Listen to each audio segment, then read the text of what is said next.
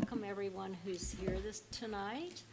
And I'd like to, at the same time, remind you to silence your cell phones and any electronic devices. Tonight's board meeting is being live streamed on Ukiah Unified's YouTube channel, and the link is accessible on our website. Trustees, you need to have your microphones on, and please speak into the microphone. If audience members wish to address the board, please fill out a public comment form and present it to our executive assistant over here prior to the beginning of public comment. Public comment is taken for items not on the agenda. Each speaker is given 5 minutes. And then public comment for items on the agenda is taken at the time of the item, and each speaker at that time is also given 5 minutes. Right.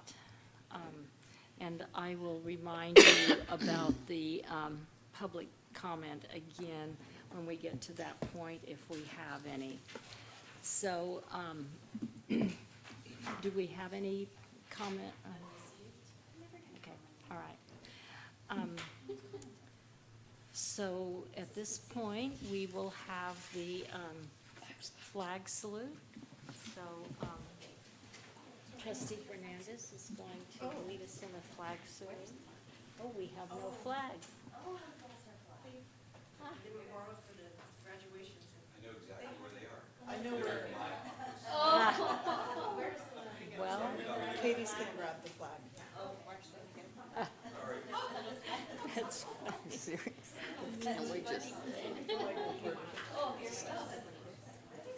Missing. You're good right there, Katie. Okay. Okay, down here for now. Ready to begin. I pledge allegiance to the flag of the United States of America and to the republic for which it stands, one nation, under God, indivisible, with liberty and justice for all.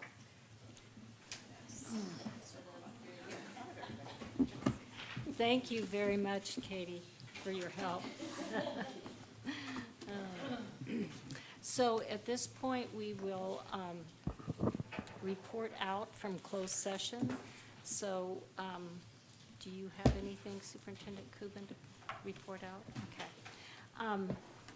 The board did conduct our performance evaluation of our superintendent, and so we will be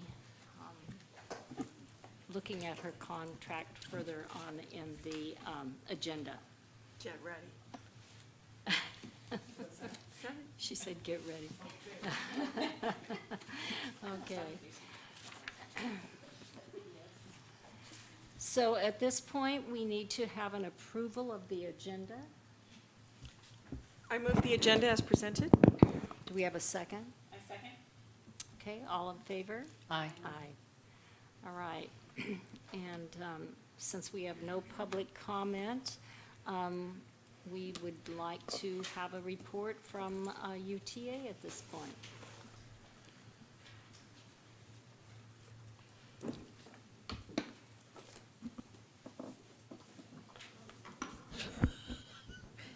Can you hear me? I can hear me too. Good evening, board and Superintendent Kubin.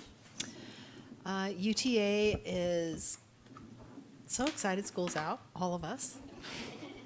And we are very thankful that we were able to get the MOUs for the fair share ratified and voted on by our members. So everything is a go for the coming year, and thank you very much.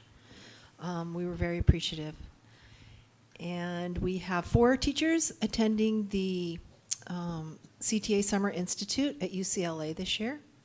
And we will be working on our bylaws. They haven't been redone. Our UTA bylaws haven't been redone for about 10 years. And other than that, I think we're going to try to enjoy the summer and the time off and rejuvenate, and hope you all have a great summer. Thank you. We have a leadership team report tonight.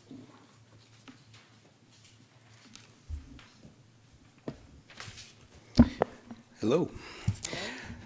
So we had, on the behalf of leadership, I think keep it real simple. We have obviously all gotten through graduation and some ceremonies along those lines, and we've all been very busy. But tomorrow's leadership, and so we're going to be having a lot of planning going on tomorrow to get ready for the new year. So that's all I can really speak about that on leadership. As for South Valley, trying to keep it brief again, we had graduation, and this year we had 67. I think it's about 67. There may be a plus or minus in there, depending on some things that we need to look at. But 67, which is down from the last 2 years, but that's still a huge number for us at South Valley. It used to be in the 30s approximately, just to put it in perspective. We had a lot of, last year, a lot of fifth-year seniors who graduated. So this year, because we took on a few more sophomores than normal, that's why the numbers are down still. But we had projected about 50, 55, and we got up to 67 by the time we were done. So, and those of you who came to the graduation, I think it went pretty well. It's kind of hard to tell from my perspective where I'm at, but it went pretty well. So, and then the other couple things I just want to mention, we did space this year. Thank you for the approval last year. And we had their ups and downs with it, but for the most part, the people who stuck with it, it was a huge success for them. In fact, our kids and Ms. Gonzalez, the dean, went and did some presentations, some actual things at other schools, and so that was great. Also, we have the family liaison. That was a huge help this year. Jeanette Ayala, she worked with both us and at UISA, a huge team player, and I can't tell you how much that's helped.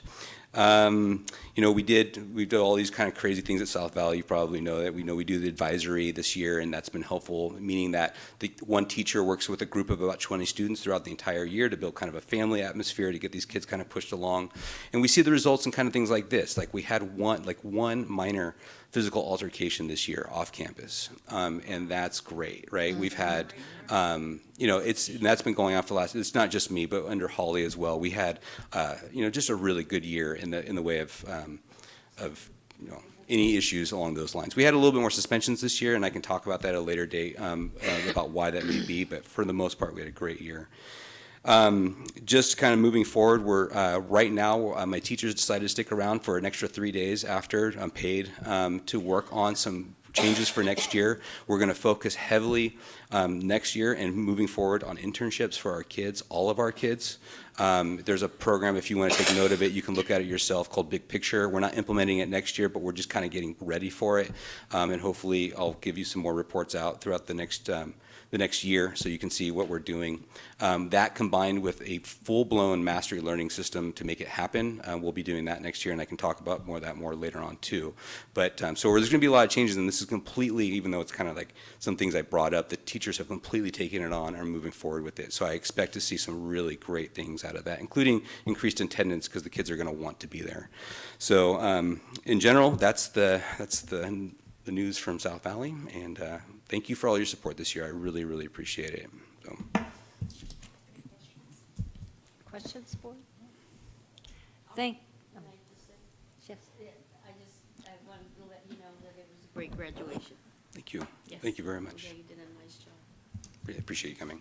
Thank Anything you, else? Chris, and I was going to say the same thing. We really enjoyed it. Loved hearing the speakers. They were so complimentary about your program. Good. It was great. Thank you very much.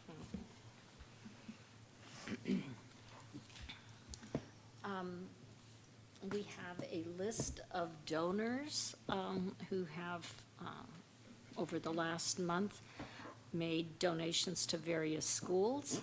First of all, we have a donation to Eagle Peak, Oak Manor, and Ukiah High School from Cold Creek Compost.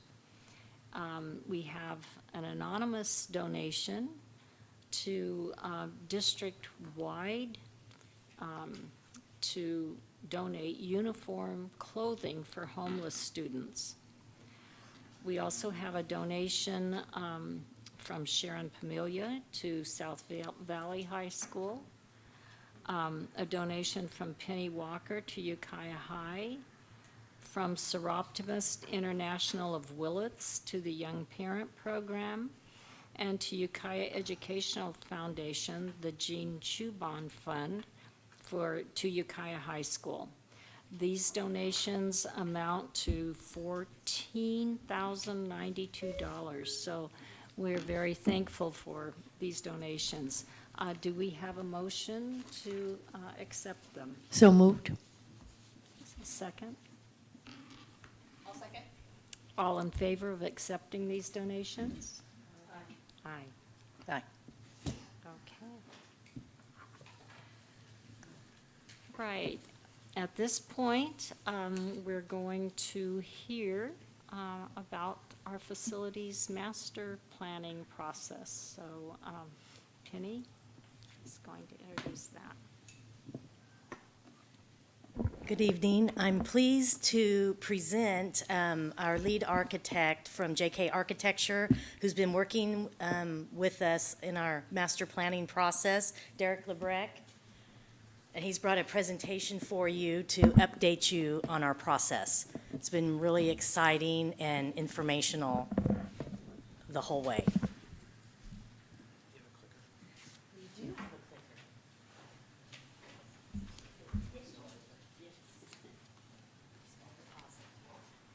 That's a new one.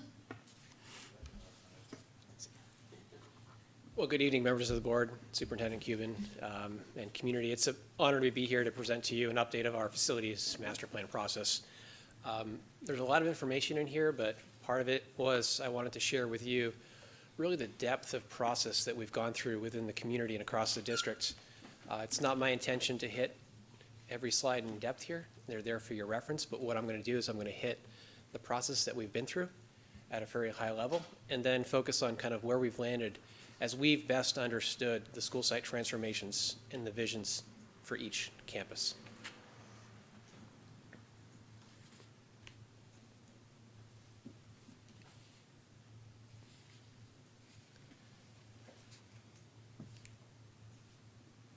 Wonderful.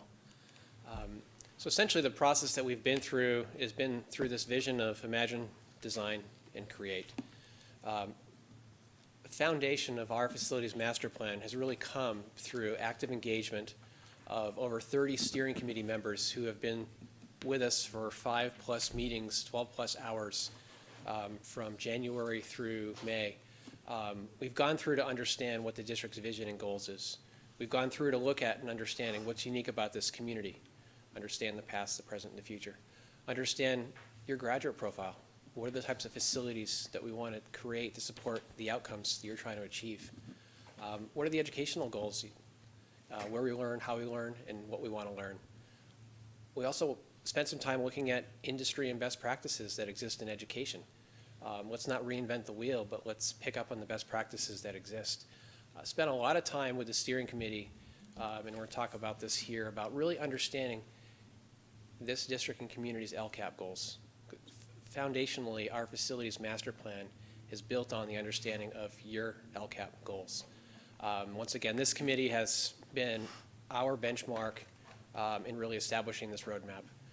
Committee helped us understand what is it amongst the mission, the vision, and the graduate profile amongst this district. Spent a lot of time, once again, understanding what is it that is your educational goals.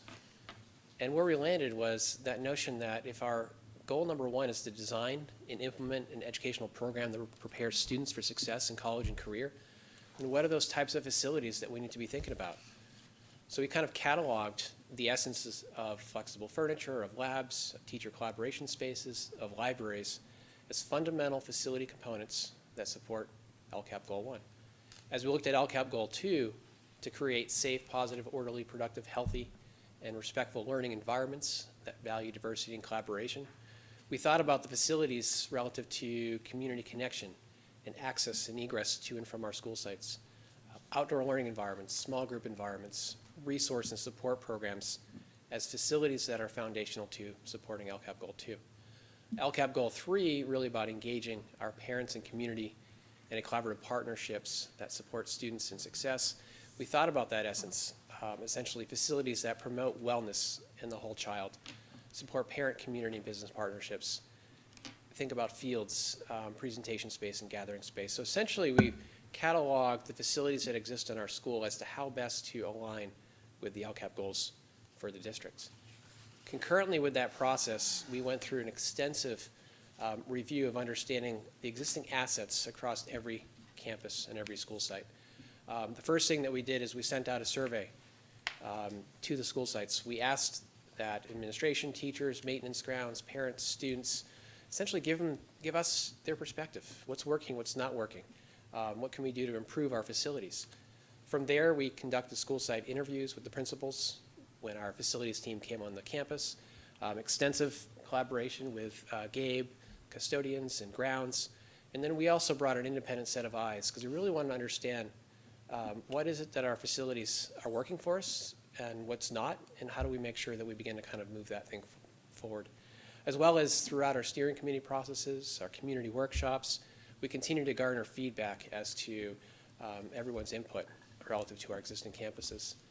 From there, our assessment, the team's assessment, really began to kind of look at all of the assets that exist within each campus, understanding how our sites work, understanding the indoor environment and our electrical systems, our HVAC systems, looking at our roofs, indoor-outdoor finishes, water efficiency for irrigation and plumbing, as well as education. Fundamentally, every school site is going to have probably about a half-inch deep, thick, detailed school site assessment that'll be a part of the final deliverable that this board nor Gabe has seen. We've teased because we're in the process of really finalizing all that information right now. The fun part of our master plan in engagement with the steering committee, engagement with the school sites, was that essence of looking at a kit of parts. Once again, we looked at the LCAP goals and what you're trying to achieve, and we said, let's establish a kit of parts as what we see as industry and best practices, and then let's take that kit of parts out to the school site. So what we actually did was put together that package, and members of the steering committee took it back to their school sites, re-engaged their campus community, and then they came back and told us, based on what we see as best practices, what is it that we should consider as part of our facility master plan to support not only the district goals, but each of the school site goals. I'm going to hit one example here, and we're going to fly through these very fast. So once again, if we talk about the essence of LCAP Goal 1 and the ability to achieve college and career ready, furniture is one of those lowest hanging fruits of best practices. So the kit apart survey that went out said, we need flexible furniture at our campus. And if we do we want every space? Do we want a percentage of our spaces? So we started that ability of asking questions and providing opportunities for the school sites to share back that of what they need based on their perspective. From there, we looked at elementary schools, we looked at laboratories, and some of these programs may exist in individual spaces, some of them exist together. When it came to middle school, we began to think about our laboratories as exploratory, bless you, exploratory pathway learning environments, hands-on, messy space, science labs, reading labs, technology, fitness labs. Moving up to high school, we looked at career technical education, industry, community labs. We carried that conversation over to our alternative education center and what type of non-traditional but laboratory environments they saw as important and beneficial to supporting their program. From there, we also began to think about the essence that so much of our conversations are looking at spaces for students to learn, but we also need to think about the spaces for teachers to collaborate, and professional development spaces, and how libraries can better function. Strategic Plan Goal 2, once again, ingress, egress, outdoor learning environments, small group spaces, resource spaces. What do we have that needs to be connected to the classroom? What can we begin to kind of consolidate and create some efficiencies of facilities and staff and their knowledge and expertise? LCAP Goal 3, looking at wellness facilities, parent, community, business partnerships, and that ability to really have our schools be an extension of our community and where community can re-engage schools. Fields obviously was a very strong conversation because we've all been through a drought and we were told not to water our fields, but then our activity never stopped, it just grew, and now we're having to address fields. So what we heard here is not unique to what we're hearing across the entire state. Fields. Presentation, gathering space. So essentially there was that kit of parts that we looked at from a big umbrella and said, okay, here are the best practices, but what's most important is that the school sites identify what they see as their needs throughout the duration of this master plan to give us that foundation to move forward. Right now, we are in step 5 of documenting the facilities master plan. Everything has been captured, gathered. It's been given to our cost estimator. Our cost estimator right now is going through all of these items, such that we have a very granular ability to understand not only what our needs are, but what our opportunities are. And within that, we've actually developed the notion with Gabe to think about our facilities master plan as truly a living document. And I'm going to share that slide here in a second. Step 6, once we've gathered all of this, got our costs, we're going to come back to this group, to the steering committee in August, and then this group probably in September, really to share with you kind of a foundation of where we see our needs are. Fundamentally, where we see tremendous value in this master plan is that every school site is going to have a very detailed cost estimate summary. We don't look at the bottom total cost of the vision for the campus. What we want to look at are the parts and pieces.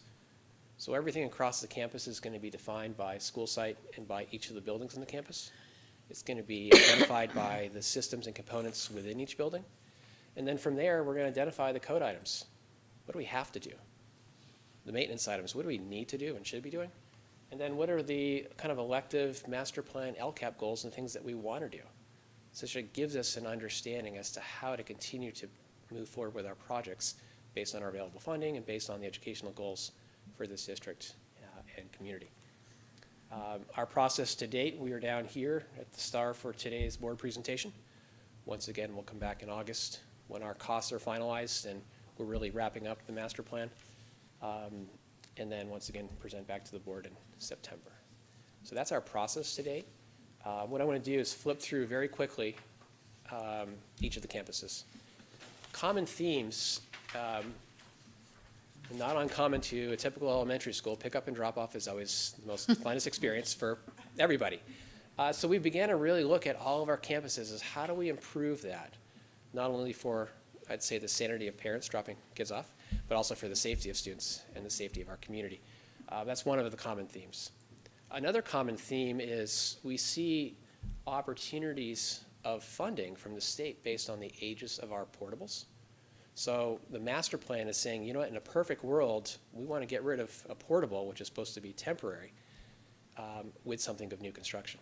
So we saw that as a seed, that as we began to understand the educational goals for the district, you're going to see a lot of items relative to STEM and STEAM labs, and really forward-thinking laboratories that, with the ability of capturing money down the road from the state, we can not only pull the portable out, but put something back that's unique that doesn't exist on that campus. Capella Elementary, obviously, science is strong for them, so there's the notion of replacing their portable classroom with science. Gyms are another challenge, because with our enrollment within our campuses, having spaces to actually have your student body within a single environment and a single space. So we've looked at a new gym. Obviously, every space in here, based on its age and need and useful life, has been identified. When we look at Frank Zeke, very compacted site, pick up and drop off is another item over here. Expansion to their MP, replacement of some portables, as well as a science and STEAM lab on that campus. Grace Hudson, obviously one of the newer campuses, but also had some needs with the notion of their STEM lab, and also thinking about the essence of that science lab also being a maker space, and also housing some resource spaces for the campus. When we looked at Nokomis, another pickup drop-off. Just to clarify to the board, Derek is not talking about, like at Grace Hudson, the HVAC system needs to be replaced. That'll all be in the master plan. He's talking more about the program side right now, and is not going to go into all the detail of the maintenance issues. So, just to clarify. And that's a good point, because the depth of each school site's master plan gets into all of those items and parts and pieces, and all the phone calls that I know Gabe gets on a very regular basis about this isn't working or this is leaking. We've captured all that. What I'm sharing to you here is kind of the educational overlay, but definitely do assure you that the depth of those items of need are within each school site's master plan. Nokomis, once again, pick up, drop off, the size of their MP. They also have quite a few portables out back that we're looking at repurposing into new construction. Opportunities that maybe some of those portables aren't just replaced in like and kind. Some of those are resource programs that maybe there's opportunities for those programs to come together and build some synergy and more cost-effective utilization of space. Oak Manor Elementary, also gymnasium was one of the items of need, new classrooms, library makerspace. Its circulation actually is not as bad as some of the other campuses. Ukiah Elementary, here improvements within the existing building and then consolidation of their portables into a single new construction building. Saw an opportunity over here to address actually some of the vertical grade changes that exist between the campus and the play area, where the new building could actually provide that conduit of addressing accessibility, kind of solving that need of access. Palmolito Middle School, obviously good bones. It has some needs and some opportunities within the existing building, and its only expansion that was identified was a place for performance. It was kind of an extension of their cafeteria. Eagle Peak, obviously one of our newer campuses. There's some modernization improvements just based on the notion that curricular has advanced and facilities kind of haven't stayed up with where things want to go. So culinary lab, science lab, and also opportunities to kind of reuse and repurpose some of the facilities that exist. So one of the things that's always fun about master plans is sometimes you can just go into a space and without a lot of cost, change its function, change its purpose to better align with the current educational need. So we've identified some of those that essentially allow them to make those improvements now. They also had a need to begin to think about and plan for a solar PV array. There's been a conversation that's come up across the district.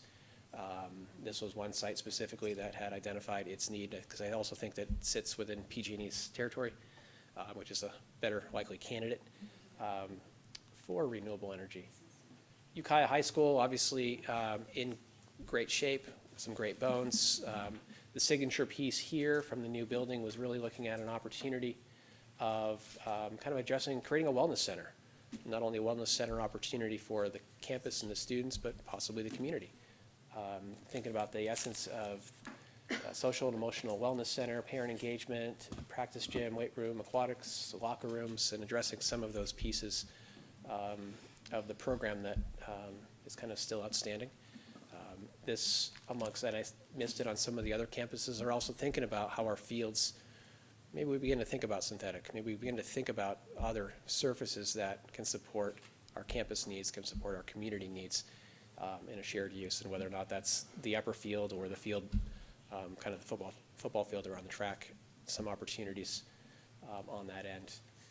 South Valley High School, obviously work in progress now within the new CTE building. As we really think ahead, if there are funding opportunities to replace the remaining of the portables with something of more permanent construction, then obviously that's kind of what we're planning for from our cost and strategy. Similar to Independent Study, they have a couple portables out there looking at their locations to kind of create a stronger sense of entry, create a laboratory space that supports their program for those students.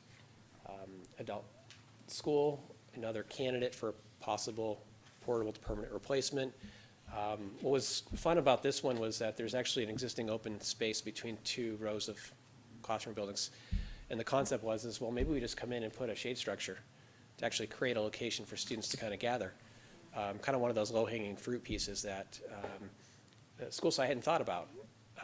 It was an opportunity where, through fundraising and through kind of a more cost-effective or either service-type project, we could kind of address a need, because there's really no outdoor spaces that exist on that campus.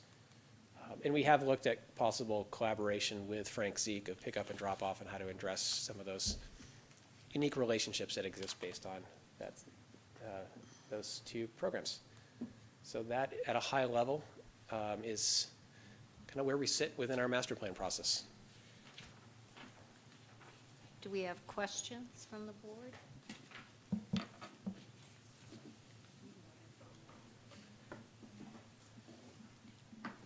Okay, Gail, I'll begin with you.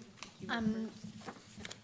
You may have given us this data already, but I'm not sure. But on the pages, I assume these pages were given to the school sites, and people checked those boxes, teachers. So that would have been teachers, parents, anyone else?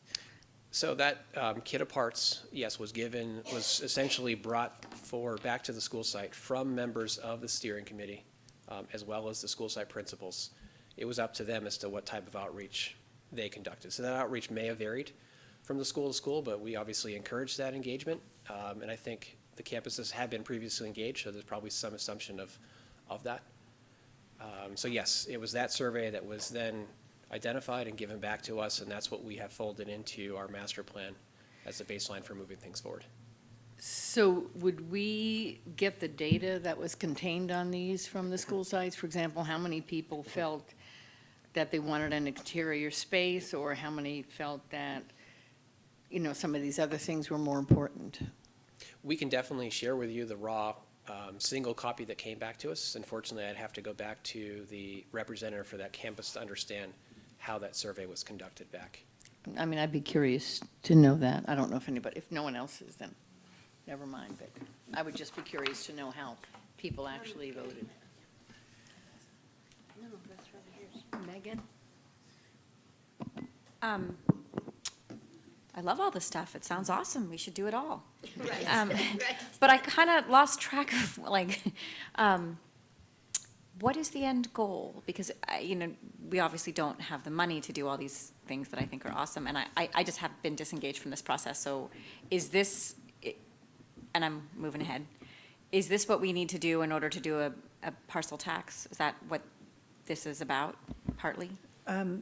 After we get the facilities master plan done, we would look at funding strategies. A potential funding strategy could be a bond.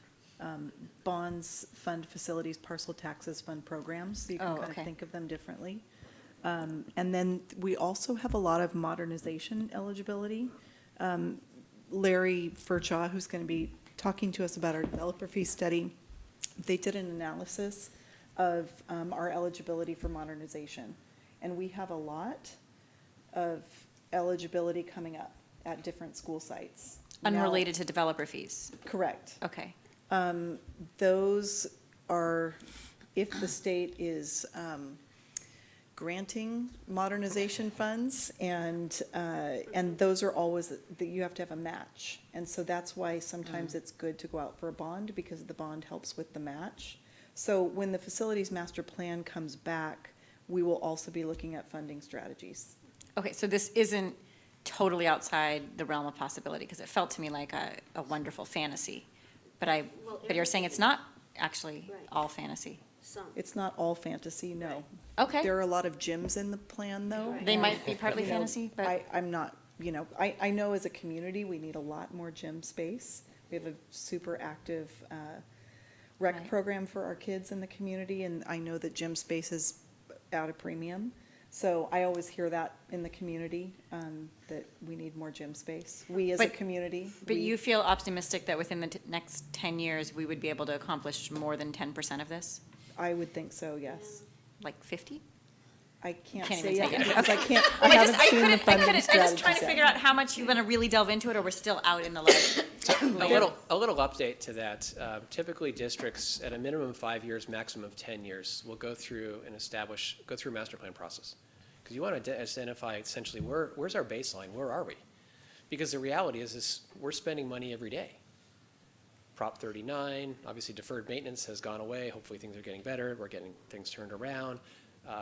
This board has allocated furniture money through its LCAP process. So this has kind of given us that ability to say, you know what, we've been funding all these parts and pieces, but now how do we make sure that we're funding things that are in the best interest of moving our vision forward? So to me, this conversation of establishing that roadmap, we always unfortunately define a need greater than what we think we can afford today. But usually when you identify that need, now all of a sudden we can start to have creative conversations about how do we collectively solve this? Where do we come together? Where does every school site need to function individually? But where can we bring some of our needs, our shared needs across school sites or across the community to really start to accomplish those goals? That's why the conversation of percentage to me is really irrelevant, but the ability of success in solving and moving forward. So you're sitting at a really good time right now, partly because when we come back in September, we were actually surprised with what we see as opportunities of state eligibility. Now, granted, that may only be 40 or 50% of the pie, but I always look at things as the glass is half full, and how do we continue to fill that? So I think there's tremendous opportunity moving forward. We just have to be patient that unfortunately things within facilities and planning don't happen overnight, but you're establishing a great foundation for this district and community. Thank you. Anne? So going back to the very beginning of your presentation, when you were talking about UUSD strategies, I'm wondering, so our community has ag and healthcare and hospitality, and now we kind of have a STEM program starting, but there is no unified vision as to what is going to replace logging and fishing besides weed. So, given that, do you think that if we had a more unified vision, like we're going full bore on ag and full bore on STEM, would it change much of what you're doing? Does our not having a vision affect how you're planning? I think there's, in the reality with education, there's always, facilities and education are always kind of going like this. One is typically always ahead of the other. I think fundamentally what's really critical to that conversation gets back to the community. What is the community, what does the partnerships need, and what are the fundamental skills that we need to provide to deliver that? To me, one of the things that I see within education, because funding facilities is a challenge, is what do we need to do? What linkages and partnerships can we have within industry, within community college, and other alternative environments, recognizing that not every entity has to be building the same types of environments, but through shared use and partnership. So fundamentally, vision is important, but there's fundamental skills that are necessary for a lot of those CTE programs. So as long as we're not losing track of those fundamental skills, and then thinking about how we can pull students out to get them into those areas where maybe unique training is needed, that's, I think, where we need to kind of be pushing. It's finding that balance of pushing and pulling. I don't know if does that answer your question on kind of my thought and strategies to vision? Yeah, I'm just, I mean, I understand what you're saying. It's an ebb, it's a flow. There's always one that's a little ahead. I just hope that and I'm not criticizing this board or this superintendent for not having a vision.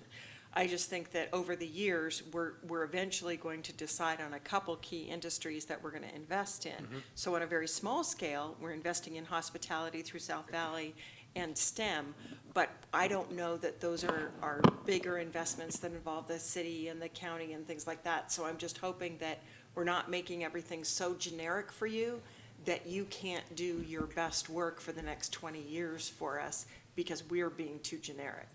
One of the things that I find very interesting about STEAM, if you think about the essence of science, technology, engineering, art, math, I don't have to tell you guys, you know. How much does that touch? Everything. It touches everything. Everything. It's kind of like it's the whole person, it's the whole child, it's the experience, it's project-based, it's, so when you start thinking about creating environments, either in those labs or in classrooms and allow teachers and students to kind of collaborate, those are the fundamental skills that I think allow you to begin to kind of support that broader vision. And that's a common theme that we've seen at all the campuses that really begin to say, you know what, we need our labs to get beyond just that of a focus in science or a focus in art, but a focus in makerspace that push to robotics or push to any of those other industries. Okay. Are you working at all on the South Valley? I was trying to look, oh, there you are, Chris. At the South Valley space, because when it was originally presented, it was kind of presented as building the hospitality track and the culinary track, but also being used for a chemistry lab and a biology lab and things like that. So is that still happening? Or is that kind of a separate process from the master plan? So Don Alameda is working on that. Okay. And it's slated to start construction next summer. So that is already Okay, rolling. so that's a separate, Yeah. okay, okay. I think what Derek said and he has those things captured, but there's also a desire to replace some of the portables, which is not in the plan for next summer. The other thing I fear is making, as you said, we're spending a lot of other money in a lot of other ways. And I don't want to spend money that we're going to want to spend differently 2 years from now. So do you have any recommendations for us? I'm sure you've studied the budget that's before us this evening thoroughly. Do you have any recommendations for us about how to not buy, you know, the model from 2 years ago of the desk, but to use something that's more current that we should be considering? Well, I know that we've had conversations with Superintendent Cuban, with Penny and Gabe. I think the master plan essentially has been the thread that's kind of pulled a lot of this together. So there have been conversations, and I think part of it is, before we go out and make a district-wide purchase, Right. use that opportunity to kind of sample. Well, Bring vendors in to that's what kind I'm of afraid of, because I see experiment. vision for 2025, and I'm just afraid that we're missing some opportunities. If you all are considering them, can you just point them out when we come to them then? Or if you need more money to consider them, I hope you also bring that forward. We need lots of money. Well, So okay, one of the I strategies. vote more money. But Anne, what is helpful, the board pushed on that when we were talking about the strategic plan, allocating more money for collaborative furniture. So that's really good to be specific about that. And one easy one, you mentioned the low-hanging fruit, the shade structure. Where were you talking about? I had gotten lost on my PowerPoint here. That was at the adult school. Adults. Okay. The reality is, we see shade structures in Everywhere. every school configuration. Because that ability of creating those outdoor learning environments and giving students that place to kind of take their work outside, to get their wiggles out. I agree, I just care more in some places than others. And the adult Right. school is one place where I would want it sooner rather than later, because they have much less of a campus feel. Absolutely, yes. So the more they can work together, the Yes, better. yeah. Thank you. Okay, trustee Arkin. Yes, I wanted to respond to Gail a little bit and a little bit to Ann, being on that committee. Oh, good. The issue about how many people voted for whatever, that's not how the committee worked. The committee worked, let's talk about it as a unit. Calpella met here, all the different schools met at different places, and then they came up with something, went back to the schools, and whether one person wanted it or all 50 people wanted it, it was put on here for each of the schools. And the issue is for us to look at all the different things, all the dreams that everyone has and had.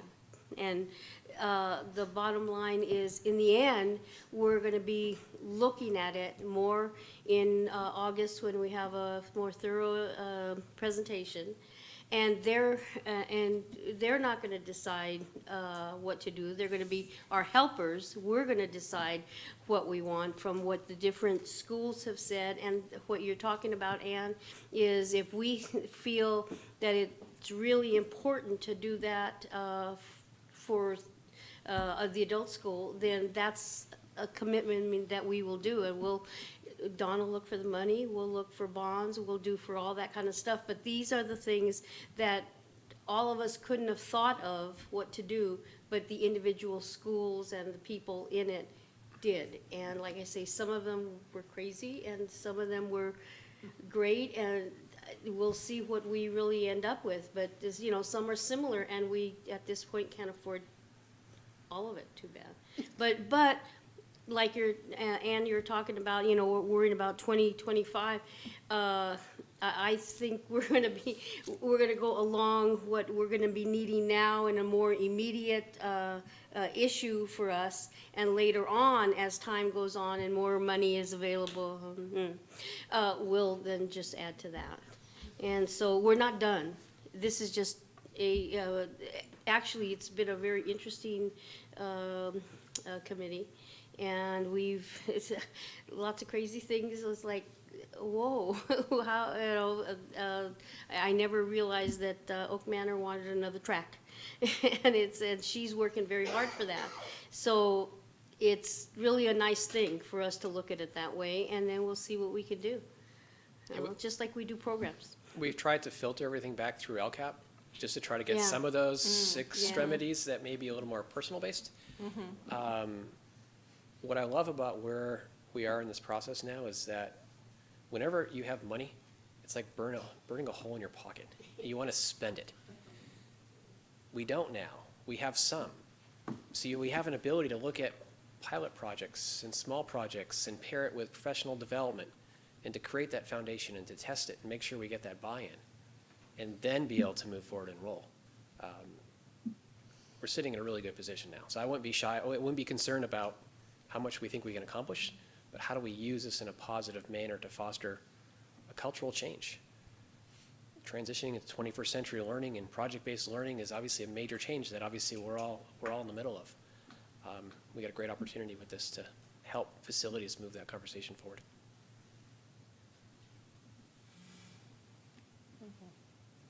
Thank you very much. I appreciate your information, and Thank you.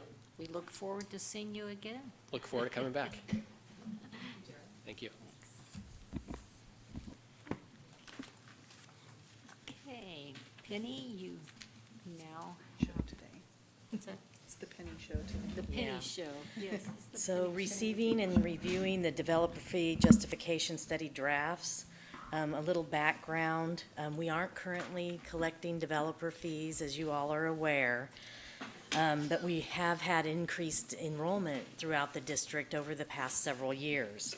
Earlier, we had followed our standard professional services procedure for hiring a firm to prepare this study for us.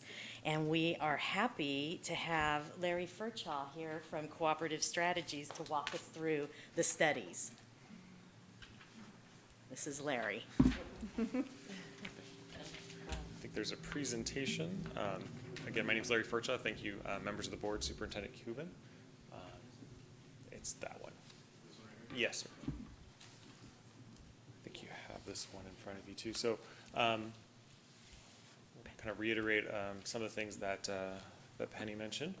But first, really, to talk about what are developer fees. Developer fees are meant to mitigate the impact that new construction has on, sorry, I'm a low talker, has on school facilities. So to the extent new homes are built, new businesses are built, that brings new employees, new residents to the school district, that brings more kids, and you need a place to put them. And so developer fees are meant to partially mitigate the impact from that development.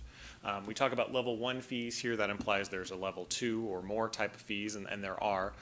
There are additional fees that districts that are growing and building schools can charge, building new schools. But for a district like yourself, where enrollment's been declining and now turning around, where there isn't a need to build a number of schools across the district, we talk about level 1 fees. So any district in the state is authorized to charge those, assuming you can justify the need. And there's currently maximum amounts set by the state allocation board at $3.48 per square foot for residential and 56 cents per square foot for commercial industrial construction. So that's the maximum that a school district, unified school district, can charge, and those are updated every 2 years. Penny mentioned this briefly, that the district is currently not charging fees based on court actions that occurred, say it was about 5 years ago now. And so what's changed since then? We talked about there's an increase in enrollment, about 400 students since the 12-13 school year. That changes the calculation for us. We've looked at the rulings in those cases and tried to tailor the studies before you in such a way to anticipate the traps that were set before. So we're looking at making sure that development is based on data that we can point to from the city and planning jurisdictions, that the capacity is something that we can define and have a lot of data for, and we've worked with your staff extensively on counting classrooms and understanding what they're being used for and the programs that are going on in them. And then also making sure that there's a consistency between what the study says you're going to do in terms of construction and what you're actually going to do. And I think having that master plan discussion just before that is key, that we're not talking about building new elementary schools, middle schools, and high schools all across the district. We're talking about small level expansions as needed to accommodate growth and additional programs, and that's what these studies assume as well. And we're not talking about building a brand new elementary school and charging developers for that when that may not necessarily be the plans of the district. So we kind of touched on this already, what the current maximums are. You can see that 2014 to 2016, we saw a 12-cent increase in the maximum fee for residential and a whopping 2-cent increase on the commercial side. Expect kind of a similar amounts every 2 years in terms of the increases from the state. So there's a formula, if you will, that these reports that you have, and they look something like this. There's one on the residential side and one on the commercial side. They kind of walk through the formula in painstaking detail how we arrive at the amount that you're authorized to charge. But on the residential side, what we're looking at is how many units could be built within the school district, what's the average number of students that are generated from each unit so that we can identify what the total student impact would be from future development within the school district. And then what's it going to cost to house those students, and dividing that cost by the total square footage is estimated to be built over the next 20, 30 years. It's nothing more than a fractional formula. I mean, we're taking our impact and dividing it by our square footage to get an impact per square foot. So that's the theory behind the residential fee. And when we apply numbers to it, this is what it looks like on slide 5. Based on information from the City of Ukiah's housing element, as well as from the Mendocino County Transportation Planning, as many as 1,400 homes could be built within the school district through a build-out period. And we've looked at the housing element. It identifies specific lots and areas where those developments could occur. Obviously, there's constraints on those happening, but it's something that the city housing element has identified as places where units could be built. We went through and identified how many students on average come out of existing homes within the school district. So you'll see for single-family detached homes, it's about 39 students K through 12 or TK through 12 for every 100 homes, or 55 students for every 100 apartments or condominium units. And then based on That's not your projection, that's what it is currently. That's what it is currently. Okay. And we assume then, we project that would be the same thing. So we take those 885 single-family detached units and multiply it by that 0.39 Right. student generation rate, and the same thing for the 570 by the 0.55. There is some existing excess capacity as we've gone through and compared capacity to enrollment. So there's some existing excess capacity that is an offset to the developer's impact. But we've identified that you could need as many as 6 elementary school classrooms, 1 middle school classroom, and 3 high school classrooms to accommodate growth from new development. And what the approximate costs are of that based on what the state funding amounts are. And this is assuming state funding for new construction projects. And then when we take that and divide it by the square footage, we identify an impact of $1.71 per square foot for single family detached and $5.92 per square foot for multifamily. So what this means is if this is approved and takes effect in October, and we'll talk about the timeline in a moment, that a person building a single family home would pay $1.71 per square foot. If somebody were building apartment units, they'd pay the $3.48 per square foot. So you can't charge more than the $3.48 maximum. So that's why even though your impact is $5.92, you're limited to the $3.48 per square foot on the residential side. The 6, 1, and 3 classrooms, you've already accounted for the excess that we currently have. Right. This is the post number, This is the net. the net number. Yeah. Okay. So that's the residential fee, which is a lot easier to explain. The commercial report is longer to justify less money, and the connection is more tangential. But generally, there's a direct impact and there's an indirect impact. And we'll talk about the direct impact because it's easier first. That if you build a Walmart or an office building within a school district, and there's folks who come to work at that location, and they may not live within your school district, but they want to bring their students to schools in your district, and generally you accept those students on a transfer basis, that has an impact. So that's the direct impact. That's the easier one. The next one is that there's an office building is built, and there's new people who move into your community to work at that building. And they buy a new house in your school district because they're moving into your school district, so they buy a new house. And we've already shown that the new house isn't fully mitigating its impact in the case of the multifamily. It's $592 worth of impact, $348 worth of fee, so there's a delta there in terms of how much you are able to mitigate that impact. And therefore, there's a little bit left for the commercial to pick up. So that's where the two impacts together, the direct impact of the inter-district transfers and the indirect impact of the unmitigated impact of new homes and new folks moving into the district to work at jobs, moving into those homes. I didn't come up with this. This was in the state legislature's great wisdom in 1986, so they often think of these things around 2 in the morning, so that's probably the explanation there.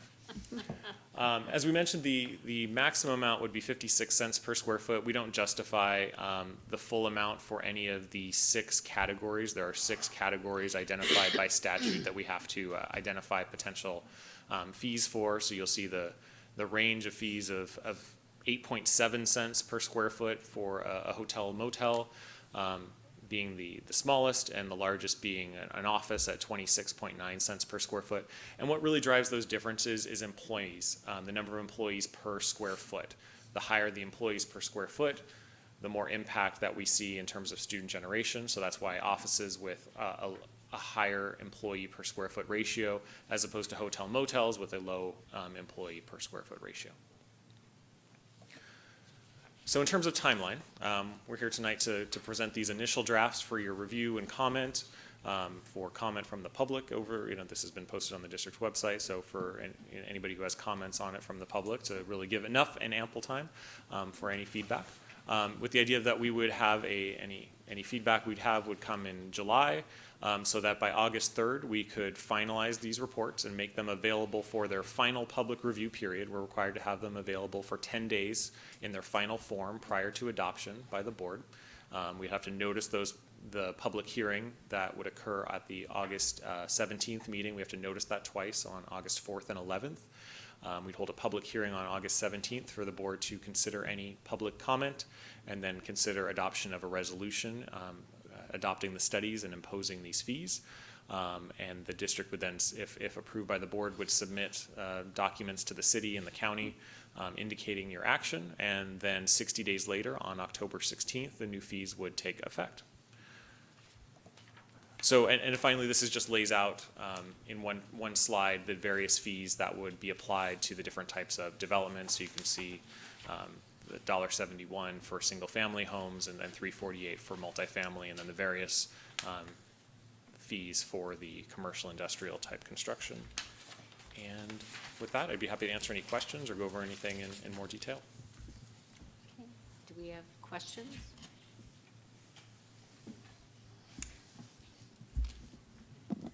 Thank you. Megan, sorry. On a commercial property, is it just the building that gets assessed, or does it include like the parking lot? It would not be the parking lot. It's covered and enclosed space is what the statute defines it as. So, just the things that are within the walls and underneath a roof. To the extent there's a multi-layer parking structure, generally those are exempt unless they're a standalone business. So unless you are running a parking structure as a business, you don't generally pay a fee because it's viewed as ancillary to the primary function of the business. But it's covered in enclosed space. Okay. I was just trying to calculate fees we would get from Costco. And it's hardly anything. I guess that was what I was sort of surprised by. There's possibly a Costco development. Yeah, so it would be based on that, the retail and services, so 17.5 cents per square foot times, what is it, 50,000 square feet? It's like hardly anything. Okay, Superintendent Coogan? And Larry, $8,000. this is the most We'll take it, yeah. conservative approach? Yes, we Seems pretty we stayed with a very conservative approach for the school district, knowing the history here, and we wanted to make sure that we were responsive to what the judges at the circuit court have said in the past. So we've stayed conservative here. There are other districts that would push the envelope further, but I think this is a good conservative method. Any other questions? I think 885 single-family dwellings and multifamily at 570 is way too high. But we can't do 570 because that's over the cap.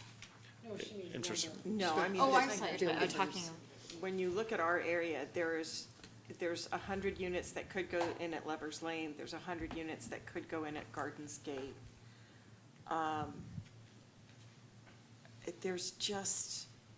It's just not, it's never gonna happen in the next 15 years.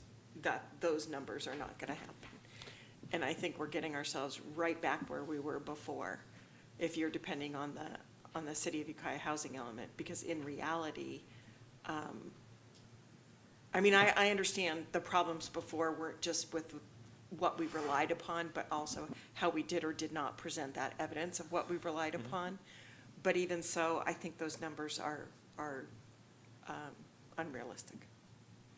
Well, and we can pull that housing element data and forward that through, if that would be helpful.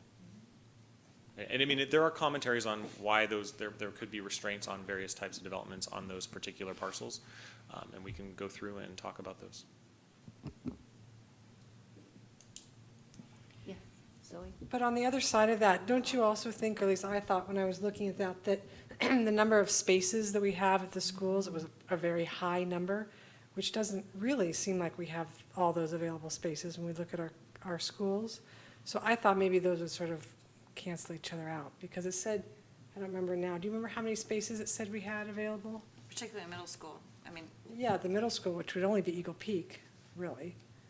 So it seemed like it was conservative in the number of available slots for kids. Oh, you're talking about reasoned decision-making, and that's not what we would have with the people who are against this. They would be looking to try and keep their costs as low as possible because they're trying to get housing or a business built.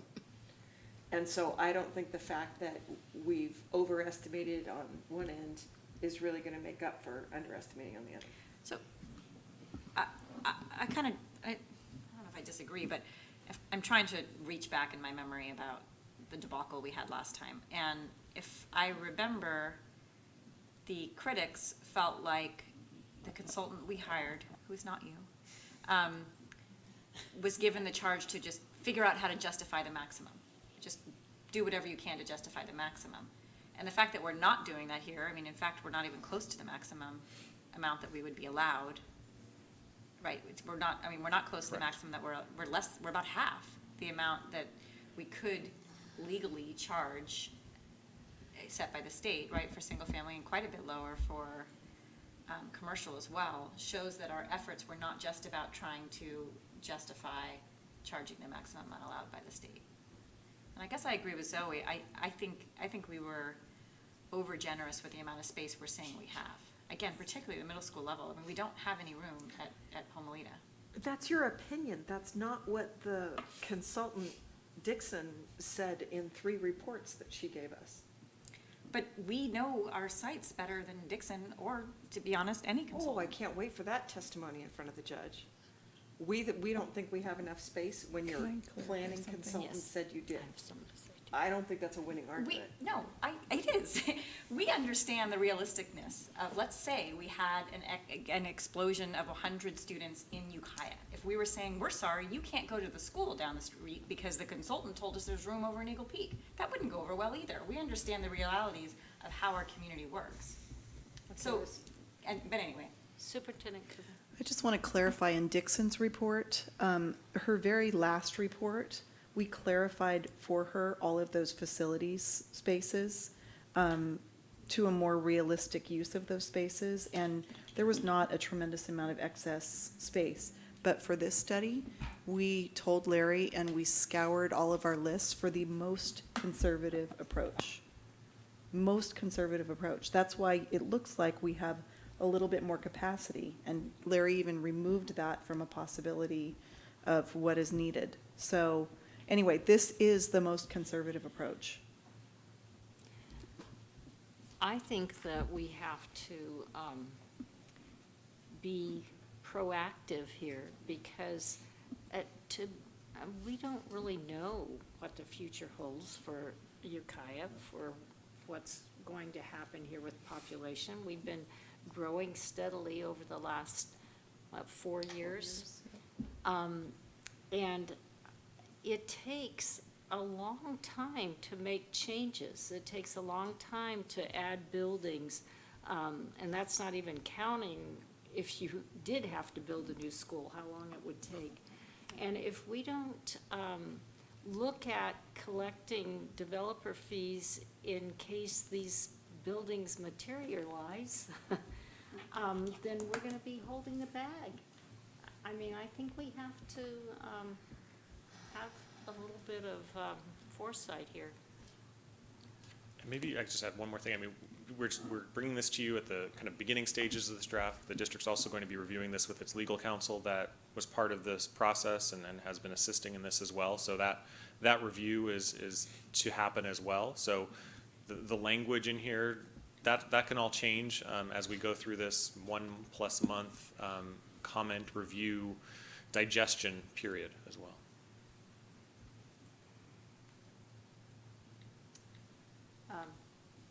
Yes, Gail. I guess I also don't want us to get confused, and when we talk about how much space we have at a school, we have that constant conflict of what is actual classroom space and what is space that we use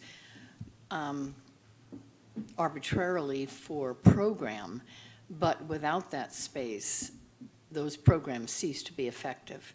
And I just want to be aware of what legally we can say.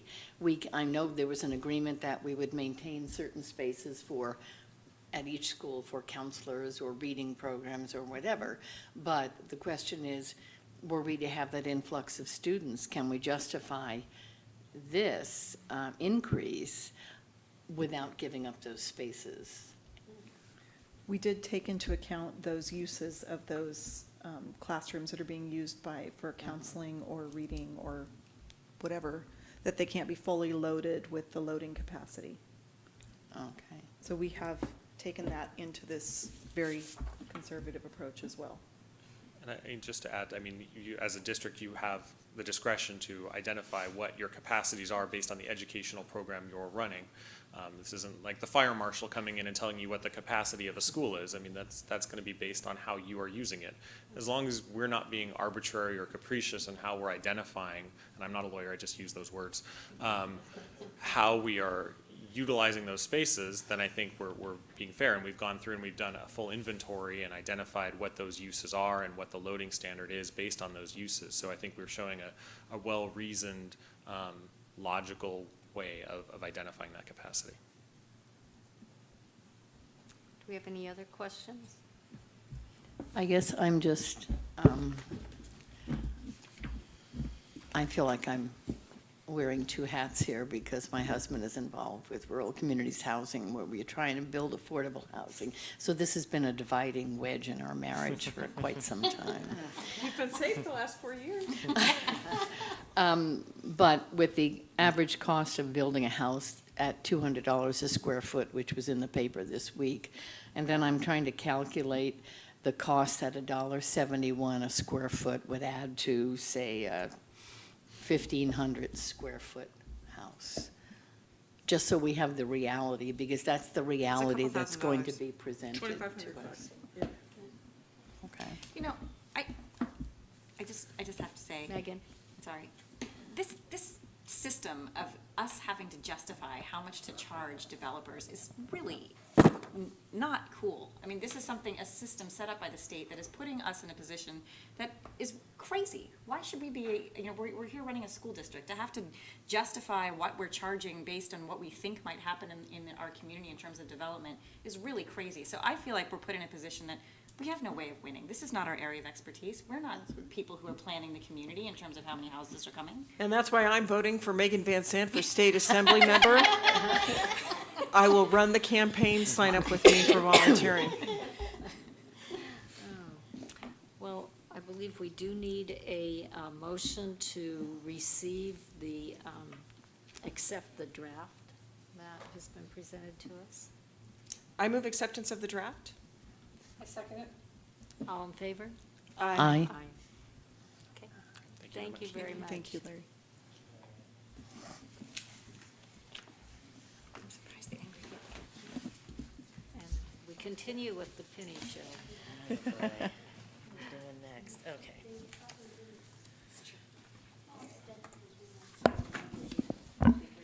So approval to submit the Prop 39 Energy Expenditure Plan. Penny, we have the budget first. Oh, did I do it? Oh, gotcha. Yeah, Sorry. yeah, we're having a public All right, that's my other Oh, stuff. yes, I'm sorry. We can open our public hearing. Thank you. Harder. Come on, you can do it. Okay, I'm going to open the public hearing. Put that down here.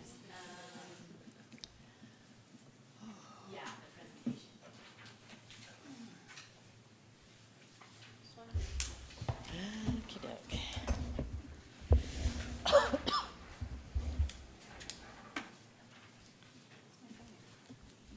So, a few things in the budget presentation for the 2017. Here's our standard budget LCAP reporting cycle diagram, where we're starting off at the top here. Once we approve the 2017, or that the board approves the 2017 budget, we start our year off. And this is where it shows, then during the summer, the fiscal department will work on closing this year.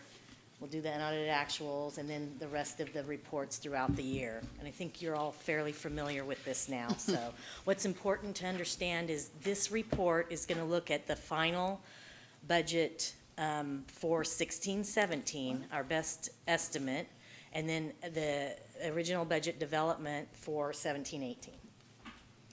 And so we started with, in January, the governor's initial proposal for the 17-18 budget. And then the legislature gets a hold of it. And then by May, they have a formal May revision to that initial proposal.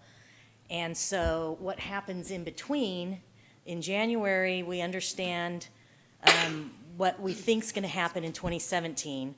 And then we take this year and we have our second interim that takes the picture as of January 31st. And we present to you in March. Then the governor does the May revise and will adjust some things in this year and then mostly concentrating on next year. And so this is the difference in our revenue for the local control funding formula based on those changes. So as you can see, we came out much better. And if you'll look specifically, this is for this year, 16-17, the year we're currently in. So and part of that is because we were increased 32 students by our P2 ADA. A little bit of a gap percentage change on the funding, and then there was no change to the unduplicated pupil percentage. So this is the final look at this year until we close the books. And then, of course, everything will change and we'll get, our final, what actually happened. But this is the final adjustment to our budget. And it looks pretty good. I just very simply gave you total revenues, total expenditures. The surplus deficit is the red. So we're spending $622,000 more. And then just some fund balance, 1.9 million is what we started with. And then the ending fund balance, less what we can't spend. We do have the undesignated ending balance showing currently the estimate at 1.2.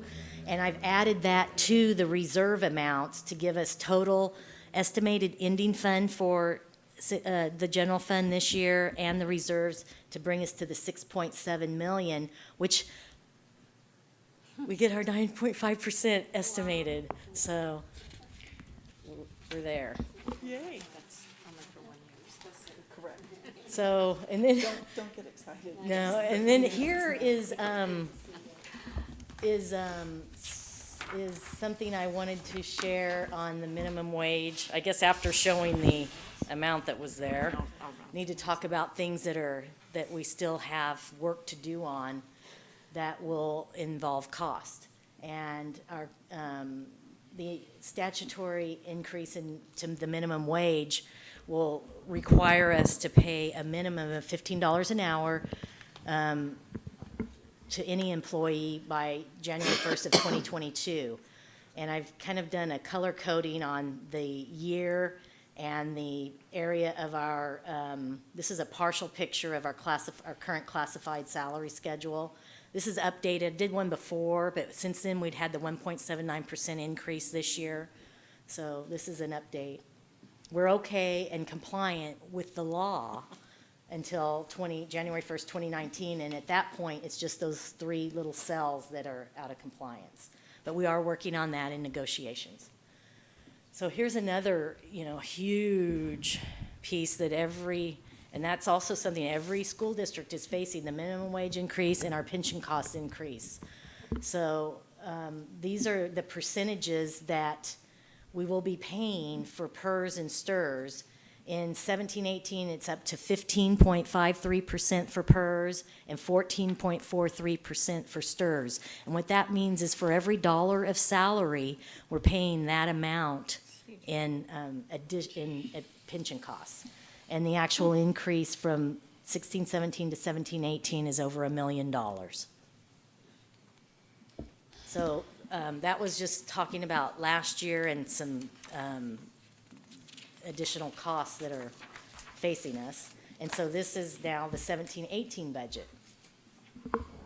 And these are just the basic assumptions that your governing board goals through the LCAP and strategic plan, coupled with maintaining the fiscal solvency of the district, which is the board's responsibility, that's the driving force in how we allocate all of our resources.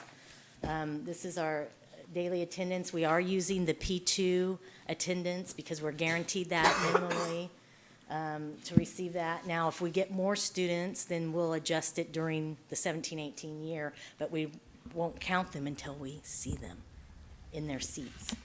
But aren't you already, should we ask It was- questions now? Or later? If you'd like to, as I go, that's fine, Ann. I was just gonna say, don't we know that we're gonna have more at Eagle Peak? Well, Or we're not? yeah, we're we still do not know sure? that, but we're not quite sure how that plays out across the entire district. But yes, Okay. it does look But very they might just be favorable. moving from one to the other? Okay. No, those are actually new students But current- outside of the district. Currently, we have about 25 students who were not enrolled this year that are planning to enroll next year Right. at Eagle Peak. But you did not kick up that by 25, Not just to yet. be No. conservative? Right, because they're working on verifying enrollment and all of that. Okay. So it's really great, though. And so there is a COLA, 1.56%.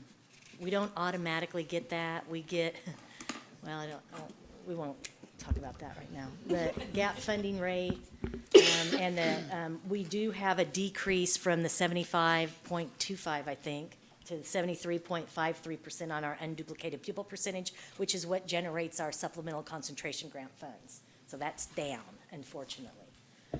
This is a good slide, I thought, from School Services May Revise Workshop that shows the progress in our, in reaching the full implementation of our LCFF. So as you can see, the solid colored bars are where we are, and so we are really getting close. I think they predict that the 97% of the way is achieved with the 17-18 budget. Now, of course, all of this is still predicated on the actual enactment of the state budget, which the governor has not actually signed yet. So I heard that it's going to him in a couple of days, and then he has 10 days, I believe, and he could do line item vetoes. There's different things he can do before he signs it. But I thought this was kind of a good way to see how far, how much progress we've made to get back to the 2007-8 spending level, which this also school services slide shows that our purchasing power, that was one of the promises of the local control funding formula, was that we would get back to that 2007 and 8 level, which put us at 45th in the nation. And yet, with all of the new pension costs, for example, that the districts are required to pay, that dotted red line is more along the actual purchasing power. So while we may look like we're getting a lot more, we're paying a lot more in expenses because of mainly because of the pension And the term increases. purchasing power was in the bill? No, this is from school services. No, Uh, what I'm saying is the promise to get back to 0708 purchasing power. Where does that term come from? That is a School school services term to. So that's just really a new argument that they're making because their old argument has been used up. And I'm not trying to be negative Right, about it. The more no. funding for schools, the better. Right, right, but I think it's to, even though we've had a lot of increases in funding, we're not able to buy as much because we're also paying these other No, I understand. required costs. I understand. And I thought this was kind of a good thing to share with you. So this is the 17-18 adjustment, because you did get to see 17-18 at second interim as a multi-year projection. And so this, and remember, we had that big change, and it was like $900 and something thousand reduction from first interim.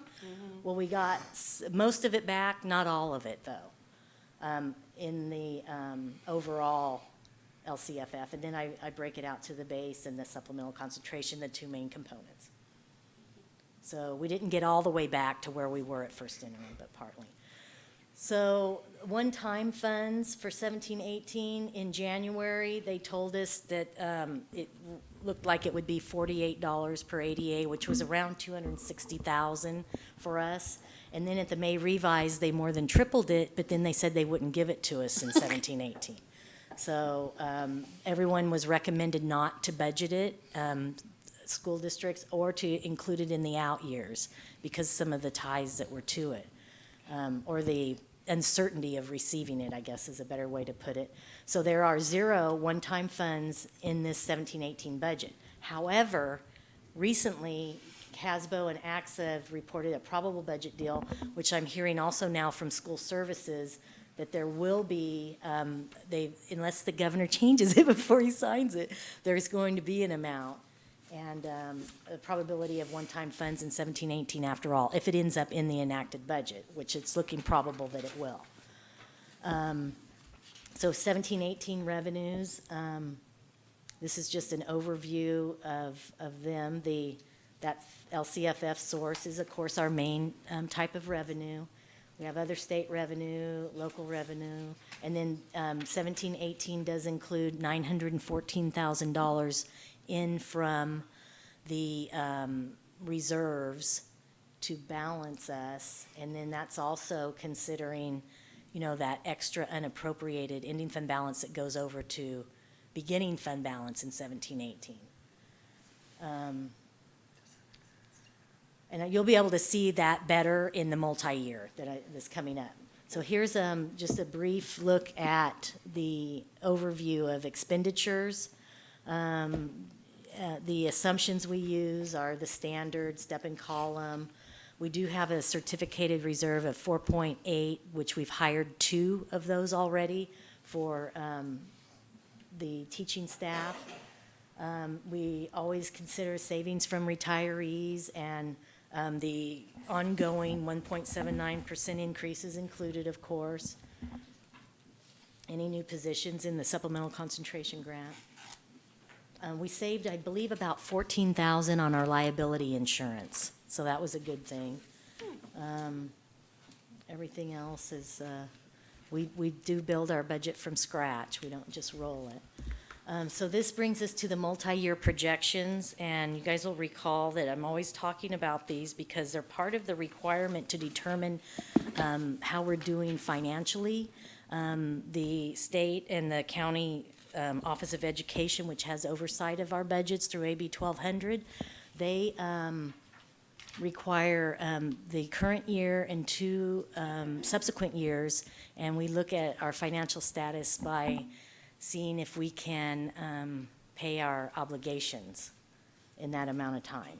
And then projections are just based on the assumptions we know today, and when those assumptions change, then so will the outcome of that. They're not a prediction of the future like a forecast might be, which has a higher implied reliability factor. It's a projection, and it changes all the time. So our other funds of the district, it's important to understand basically what I've been talking about is our general fund, where most of the operations of the districts are through. We have all of these other funds, and the board is determined to keep our reserves in Fund 17. Our adult school that has the adult ed block grant, child development. I've put the actuals from 15-16, so we know those were firm numbers. Then we have what we estimate the 16-17 balance to be at the end of the year, and then the proposed budget ending balance in 17-18.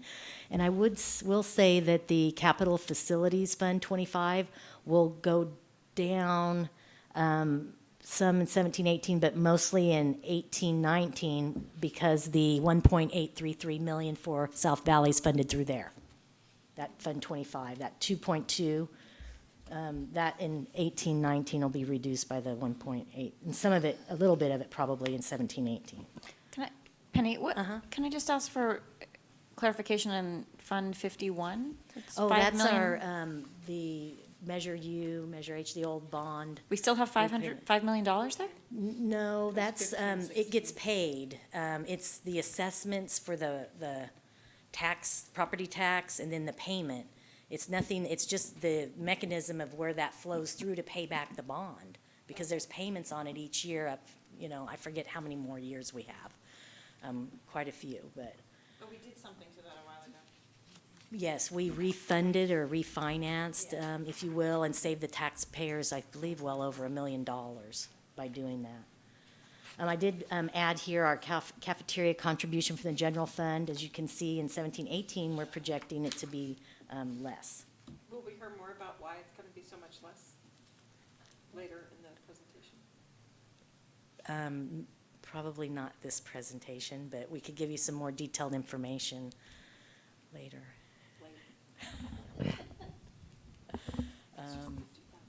Multi-year projections. Okay, this is where I kind of try to just take revenues, expenditures, the change, and then show you that fund balance and incorporate the reserves from Fund 17 to show you where we are with our reserve level as a percent of our total budget. And as you can see, we're going to have to make some reductions. The aqua line, as you can see up here, we've got 16-17, our current year, where we're estimating to end, which I was all happy about the 9.45, and then the budget we're being asked to adopt now, the 17-18, and then the 2 out years. And we need to, so in 17-18, we're bringing in that 914 and using up the beginning balance of $1,300,000 that's carried over from 16-17. And then 18-19, we're going to need to use 1.6 million from the reserves if we don't make any changes. And then 19-20, another 843, which gets us down very low on our reserves. The state very minimum amount is 3%. Does this include the higher minimum wage that California passed? Not any changes for that yet, no. Okay. This is a scary slide to me. Yeah, it's telling us that we need to make some changes, and we have time to make them. We just have to identify them. Penny, I'll also add that the SELPA budget is challenged as well. And so we have more kids in our county who are in non-public school placements beyond what is budgeted. And so SELPA is looking at ways to pay for all of that, including having districts pay a portion of it. So that's included in the 18-19 school year, the estimate of that. So there have been some changes there too with the SELPA budget. And the SELPA Policy Council is looking at a variety of scenarios. But we did vote to not include any changes for next year. How many children approximately do we have going to non-public school? In the county, I want to say 9, maybe 9 or 10. So do we have 3 or 4 of those? I believe it's more than that. Off the top of my head, I don't know. I think it's more than that. But countywide, just, in the last 12 years that I've been in the county, we maybe have countywide probably 3 or 4. And so that number has increased across the county. And my feeling is we really need to look for alternatives. I mean, a lot of counties do have non-public schools within the county, And Is SELPA looking at partnering with a local community nonprofit that's talked about that as well? the Policy Council has not heard much about that. There's been mention here and there about it, but not detail. But there is a need for something. SELPA Policy Council did approve a middle school level program that would be an Ore Creek-like program, because we're seeing a lot of need at the middle school level, so that will be implemented next year. That will help some. But the transportation alone of transporting students from here to Sonoma County is very expensive. So anyway, that's just another impact on our budget. So Penny, can I just clarify, these multi-year projections are, silent about one-time money, right? 'Cause you're Yes. just not including it. Right, Assuming a flat enrollment rate right, and assuming a 73% unduplicated percentage. yes. Yes, Okay. yes. So any of those three factors could change, they all will change in some way, but we don't know what direction. Right, And our hope is our attendance percentage will go up next year, which generates more ADA. You have promised that with. Yes, I have. So we hope so too. Is the money for the new grant in here? It is not in here yet, and that would be cost neutral. Because the expenditures aren't in here either. Because of the new resource officer. The resource officer is not part of the grant. Is that money in there? yes. Yes, But not what we hope is gonna pay for it? correct. Excellent, okay. Well, but the grant's not paying for the resource officer. That's The increase in correct. attendances. That is correct. Right, so, yes. So it's on. I'm ready. So, I like a challenge. we're required to report the education protection account amounts in a public hearing, and so this is a good place to do that. Now, you recall, this was from the Prop 30 sales tax increase that sunsets here quickly, I believe, and then the personal income tax on the highest earners that has been extended now for several more years. This is the amount within our LCFF, not additional money, but within it that is generated from that. And it's the estimated ending fund for 16-17, and then our estimation for the 17-18 budget year. So you can see it's going down some, but it's still, it's just there. It's not additional money. It just saves the state from having to backfill it. And then also now we're required to, if you might recall from last year, the local reserve cap, which is, they're still working on repealing that because they think districts need to have higher reserves than the 6% that is 2 times the 3% of the state minimum, which is the cap. If certain things occur, it would be triggered. However, they don't anticipate all of those things that need to happen in 17-18 for it to be triggered. And they're saying, do not spend down your reserves because of this. The amount in excess of the minimum that we show is the 212,000. So it's not that much more, just a little more than 6%. And this is just the information as to the substantiation of us having more than the 6%. That's a requirement too. So we're going to do that because we're going to protect against the need to reduce services because of temporary revenue shortfalls or unpredicted expenditures. So this brings us to our recommendations page, and I don't like as you could see earlier, we're going to identify some budget reductions, consulting with our leadership team and our district advisory committee that has stakeholders from all of these different areas within our school district and community. Certificated staff, classified, there's site representatives, there's department representatives, there's UTA and CSEA representatives, there's a representative from the County Office of Education, we have parents, we have students, and we have community members that make up our district advisory committee, and we will work with, consult with them on budget reductions that when you approve our 17-18 budget, which we'll recommend that you do, then we will bring back to you recommendations for those reductions at the first interim, which will be the next official board budget report. I'll bring you information on the enacted budget in an unofficial report, and then our official report will be the first interim in December. And so, to the best of based on the assumptions of what we know right now, we believe that we need to identify $900,000 of reductions. I added this, I'm not sure that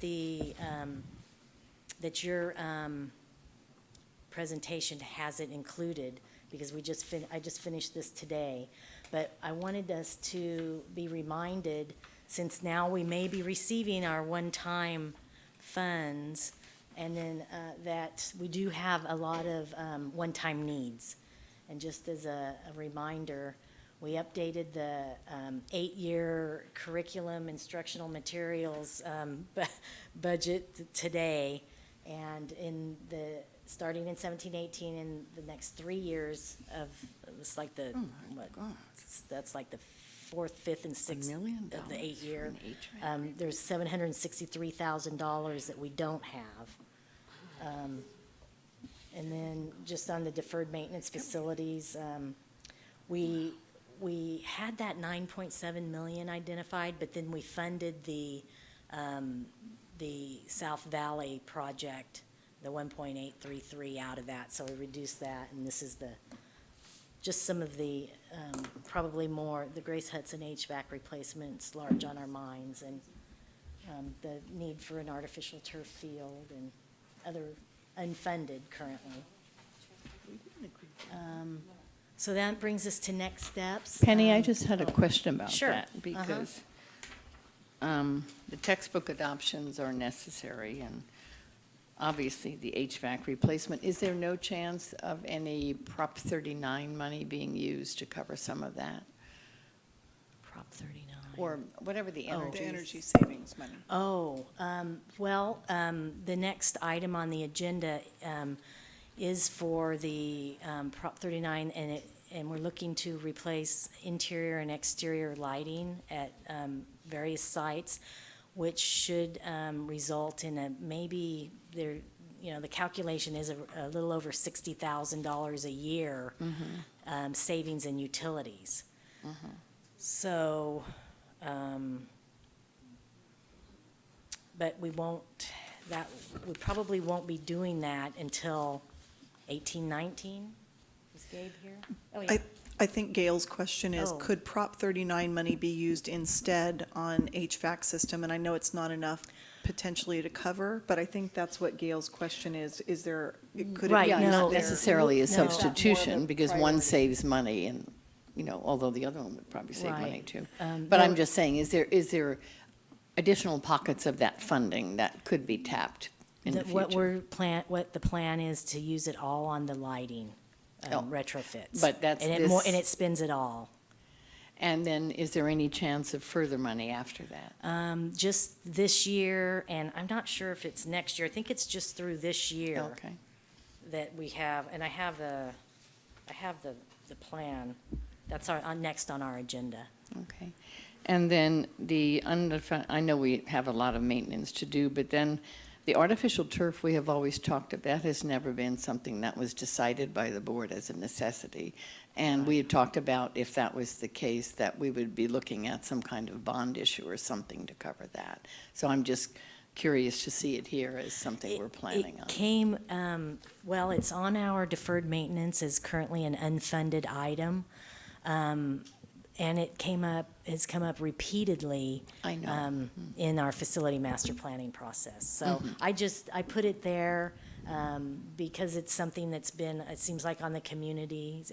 And I'll just add, these are not board-approved Right. expenditures at all. They're just our list of things that have come up over and over again as needs. So we have the point is, we have a lot of one-time needs, which you all are very aware of, I'm sure.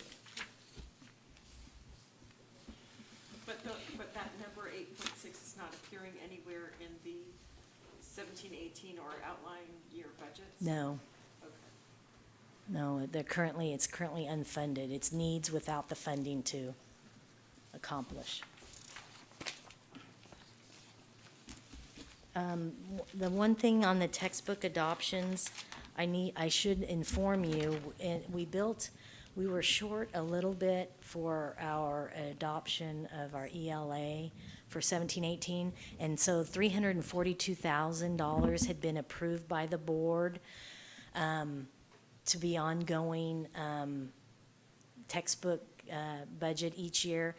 We increased that we thought we were short 440,000 instead of the 340 approximately. You So thought we needed four. Right, we It's needed 100. an extra 100,000, and so that's in the budget, without your formal approval yet. And then it also did not get removed in the 2 out years. This is in addition to that extra $100,000 in the current, in 17-18 and the 2 out years. And then when we updated it today, it's another 50,000, isn't it, or 56,000 for, 53,000 for 17-18 for the ELA adoption. So I just wanted to make sure Depressing. and It tell is you guys depressing. that. Yeah.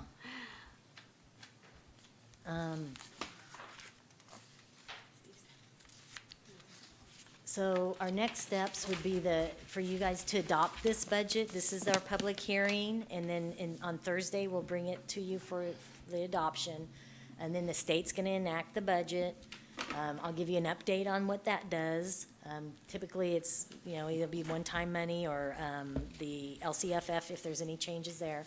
In September, we'll do this year, the current 16-17 years unaudited actuals, which we should realize some unspent budget savings like we usually do. We've tried to get it as tight as possible, but typically there'll be some, and that's good news. And so December 2017 will be the first interim budget report when we'll bring to you some budget reduction recommendations.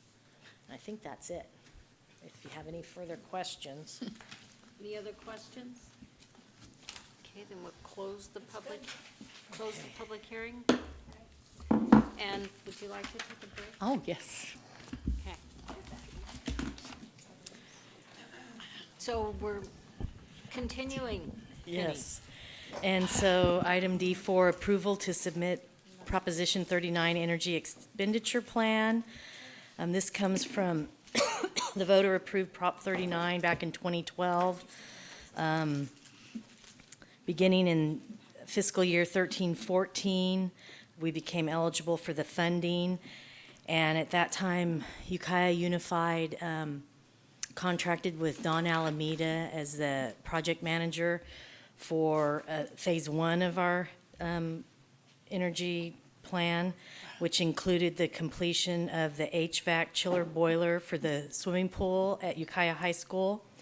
That included pumps, motors, and drives for premium efficiency motors for the pool.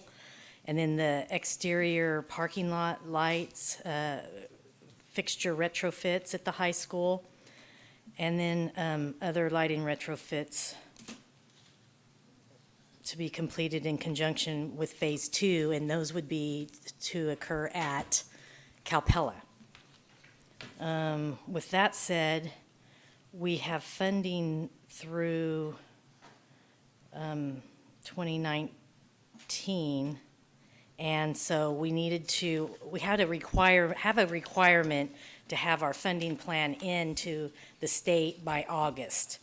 So several months ago, we went through the request for proposal process and contracted with Indoor Environmental Systems, IES, and so they're now our energy project managers. And this is the plan we have that is part of your packet for the expenditure of it's a total of 1.28 million that we receive. We had already spent some on the other projects. But this lists the lighting, interior and exterior retrofits that we hope to achieve, and that will result in a savings to our utility bills of about $66,000. And Gabe reminded me, Gail, your previous question was a very good question on the Grace Hudson HVAC. That particular project, you have to, in order to be eligible through the state to receive this, you have to meet a expenditure to savings ratio, and that HVAC project by itself would not meet that. So these are probably the biggest savings that we'll achieve to do without having to, also spend additional funds that we don't necessarily have at this time. Okay, thank you. And if you have any questions regarding it, Gabe is here to help answer. Do you have any questions? Megan, do you have a question? No, I was gonna move acceptance, approval to submit, I was gonna move approval. Okay. Go right ahead. I move approval of the plan. Okay, do we have a second? Second? All in favor? Aye. Okay. Thank you. Yeah. Next, we have an update on food service operations.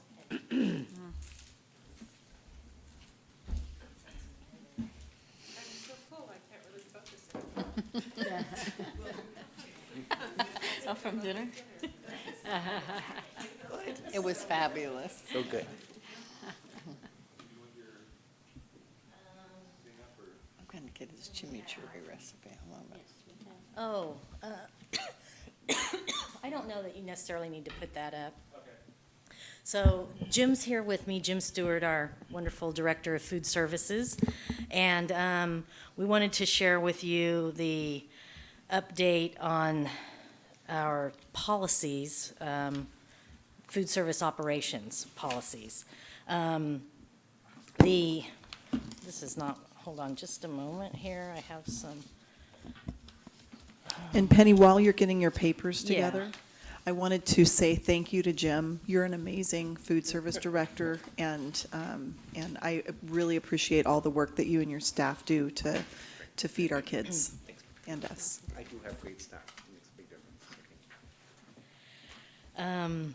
Okay, so the USDA and then also the California Department of Education are mandating that school districts that participate in the National School Lunch Program adopt written policy on meal charges, and that would include also the collection of delinquent meal charge debt, and then to communicate the policy to parents and guardians.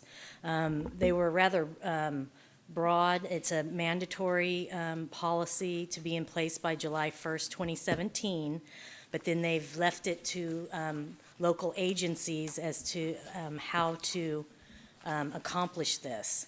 They have provided guidance, and Jim and I have researched and looked at other districts that are already doing this, large districts, their best practices. And then fortunately, California School Boards Association came out with sample policy and sample admin regulations. And basically, we are requesting along those guidelines to adopt that policy and admin regs. This one doesn't, this piece is not regarding the debt collection, other than the policy to have it in place. And as far as on the accounting piece of that, we're required to identify that in our accounting process each year. And so therefore, I'm sure that our auditors will check that we do that. And Jim updated his procedures, which is how we would administer the policy, you know, the overall policy, then the admin regs, and then the procedures are the very specific details of how we direct staff to accomplish the policy and admin regs. And it's nothing new to Jim because he's probably the most regulated department we have. So it's part of the everyday with him. Well, it's what happened. So I guess specifically, we would be requiring a meal charge policy limit of $50, that the students could not charge more than that. Like spider. Sorry. And and then the parents would be notified in several ways about that. It'll go in their back-to-school packet. It'll be posted on our website.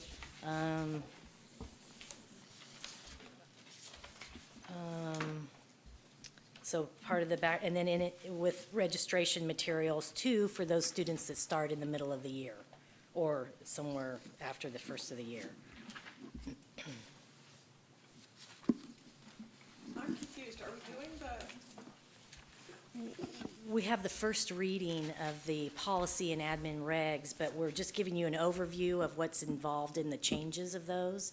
And then next is the debt collection contract, agency contract. There are actually three pieces. The first Okay. one is the, Penny and Jim are sharing with you the proposed meal count and collection procedures. I think you were just given a hard copy. It's also attached, though. That's really for informational purposes. Right. And then Right. the first reading of the next item is the board policy and the admin regs. And then the third piece is a discussion about debt collection. And so with this one, there, it currently states that there would be no breakfast charging, and that's following other districts' best practices that already have these procedures in place and policies in place. That doesn't, at the board's pleasure, whether or not we do that, that is currently what we have in our plan proposed. Okay, can I Uh, ask? B? Yeah. The $50 that you said, is that a recommendation or is that a rule? Our recommendation was $20. However, the that's what I thought. California School Boards Association sample policy had $50 in Okay, there. so we could do we changed it to Either, 50. or whatever in between or whatever. That's just okay. Thanks. Yeah. Okay. Megan? So, my understanding is this is informational. So if there's something in here that we have concerns about, we would need to reflect that in our policy that we're going to approve next. You can give them feedback right now Yeah. if you want, Megan. It's fine.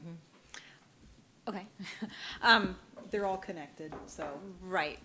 How often are you doing the basic lunch right now? I mean, how often does that happen? The So- basic lunch is the child who is offered a basic, you know what I So mean? this would be proposed for next year, Megan. So we've not instituted this policy at all this year. So you haven't done the, Correct. So Alternative meal. Currently, families and kids have just been charging.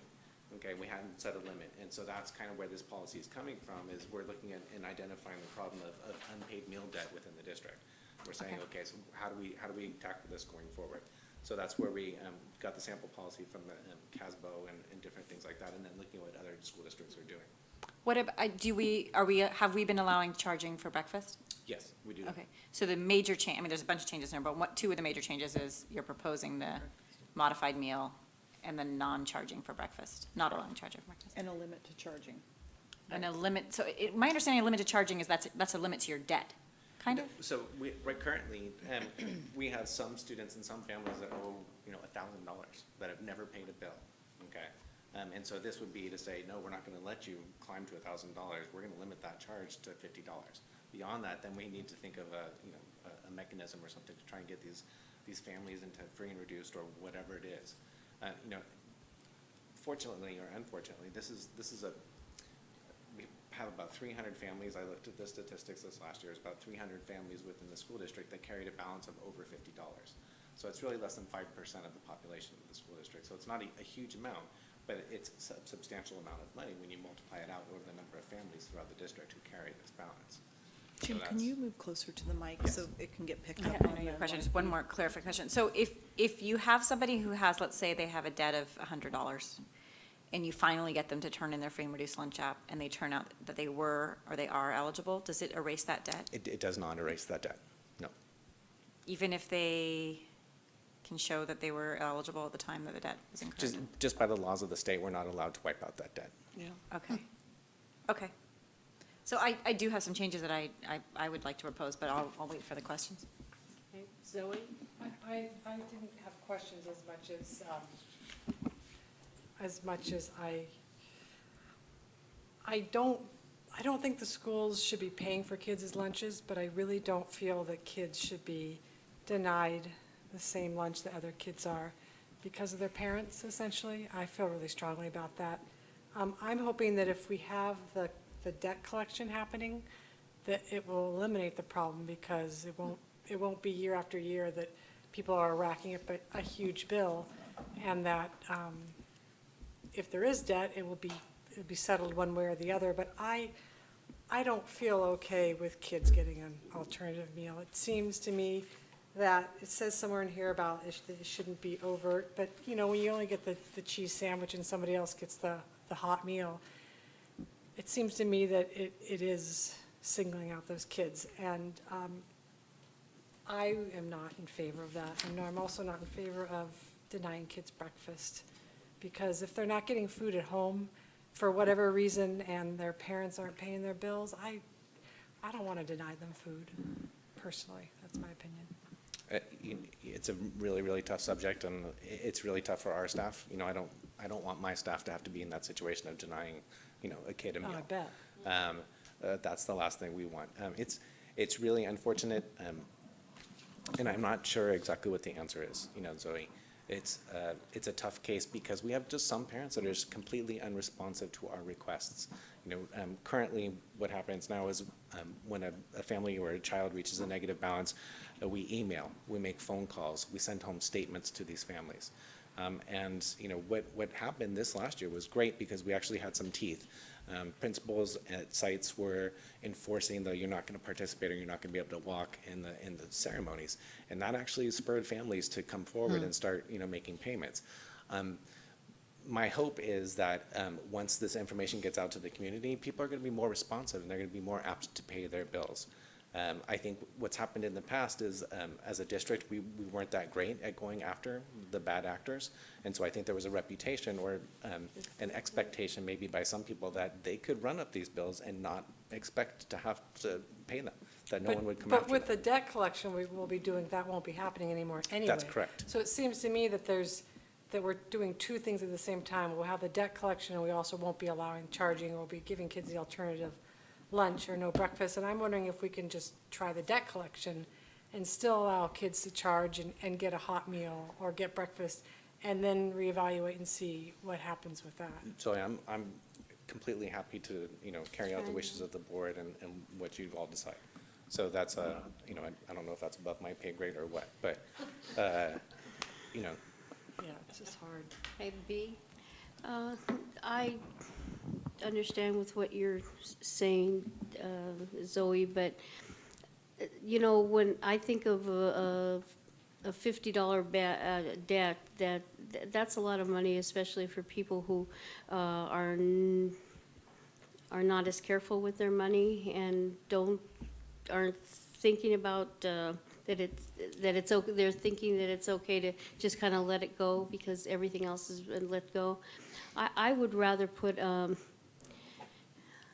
like an easier $20 limit, and when we start then connecting with families doing that, and make sure we stay on top of it. And I think you're right that we've been so lax in the past that it's been sort of easy for people to just kind of let it go, and some not even meaning anything from it. It's just, you just kind of forget.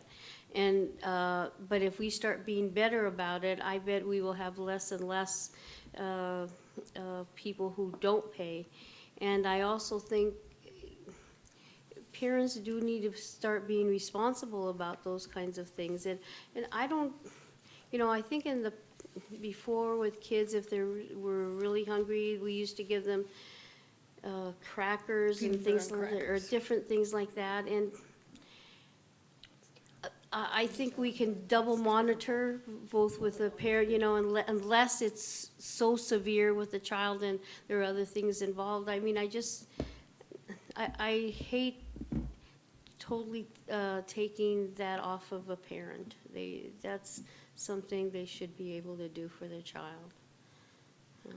Especially if they're not on free lunch, then that means that they have enough to do that, most likely, so. Okay. Let's see, Gail? I guess I was curious too. There's a part of me that agrees with B about the $20 rather than the 50, just because I think it's so much harder to dig yourself out of $50 in debt than 20. I mean, I think if you start reminding someone at $20, there's more of a chance that they'll be able to, get a handle on it. But I'm curious, if we use the debt collection, is there a certain threshold that a family has to owe? I mean, are they going to try and collect $20 or $50? Did you see the email? Yeah, Oh, I missed that, sorry. It's 5? 5. Oh, okay, that answers my question. Wait, Thank wait, you. it's not exactly 5. You don't send them to debt collection at $5. They do accept accounts at $5. They have a small balance desk that they said is very Speak into, successful. can you I'm speak sorry. into the mic? Benny? But isn't it our decision whether we want to send somebody over there at a $5 debt? Well, yes, it would be. However, if it's uncollectible, then I would say that at least at the end of the year, uncollected debt. But I have some more information about the debt collection agency in the next item that I could share So at with some you. point, okay, maybe I'll wait for that part, Well, debt collection. so the debt does not become bad debt until the end of the school year. So until the end of the fiscal year, June 30th, it's not considered bad debt by the school district. At that point, it needs to move off of our books and then onto the district books. And then at that point, it would be considered bad debt. So all debt at the end of the school year would be bad debt, that would be transferred. That's to correct. collection, So, no matter what amount it was. so throughout the school year, we're trying to collect from these families. Unfortunately, what we've witnessed in our past is some of the families that have stepped forward and say, hey, we'll make payments with you to the district. They're great about setting them up, but then they're not great at following through those payments. And so that's where I think, the debt collector, it was actually going to give teeth. And, Penny and I were talking about it today, is the families, once they're notified by the debt collector, they have 45 days to make an action or take an action with the debt collection agency before it goes against them, before they would be penalized to the credit bureau. So, we work with the families all year to try and get the payments, and then at the end of the year, that debt would go then at that point.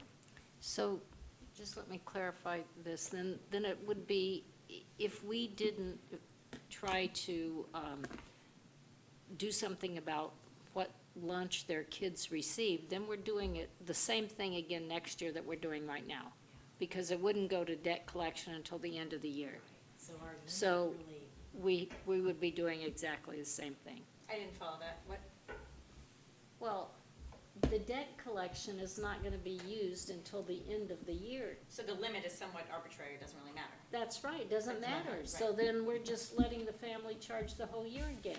We're not changing any policy unless we set some kind of a limit and do not give them a lunch any longer. Well, the change in policies, we're sending them debt collection. That's a pretty big Not change. until the end of the End of year. the We year. still are sending them at the end of the year, that's a big deal. Yeah, but they aren't gonna do anything all year then. Okay, I just had my say. Okay, Ann, I'm sorry I neglected you, and I opened my mouth. I really don't feel neglected. So since we have a 70% free and reduced lunch, why don't we just declare in that legal way of doing so the whole school to be free and reduced? So you're talking about the community eligibility provision. I didn't know I was talking about that, but I. That's what it's called. And we had looked at that because there are certain schools that would absolutely automatically qualify. Being a new director, I was reluctant to apply for certain schools. Looking at the equity in the district, I was afraid of coming in across an issue where kids at Oak Manor and Nokomis got free lunch, but the kids at the other school sites didn't get free lunch. My concern about applying for the whole district is I didn't know exactly, and I haven't done the math to figure out what that would cost the district. Because the way this program works, the community eligibility provision is you're paid a certain amount of reimbursement for each child based on your eligibility within the district. What happens then is the district is responsible for whatever cost over and above that to feed every child. So that was, something that I haven't been able to do the math yet to figure out, but I imagine it would be much more expensive for the district than what we're currently doing. our food service, we have our state and our federal reimbursement. How much is our other budget for revenue? Isn't it a few $100,000? So Um, some of it would be à la carte you speak? Yeah, Yeah. I So, don't know what Pe- you're Penny, saying. Penny was asking about our revenue streams. So, you know, the majority of our funding comes from the federal government and reimbursements, and then a small portion from the state, and then a portion from our à la carte sales or our food sales. And that has steadily grown in the last, 3 years since I've been there with the à la carte sales. So we're, it's approximately over $300,000 right now. But it would be hard to figure out how that would be affected by the CEP. If we change to that other process, then would the à la carte sales still be allowed?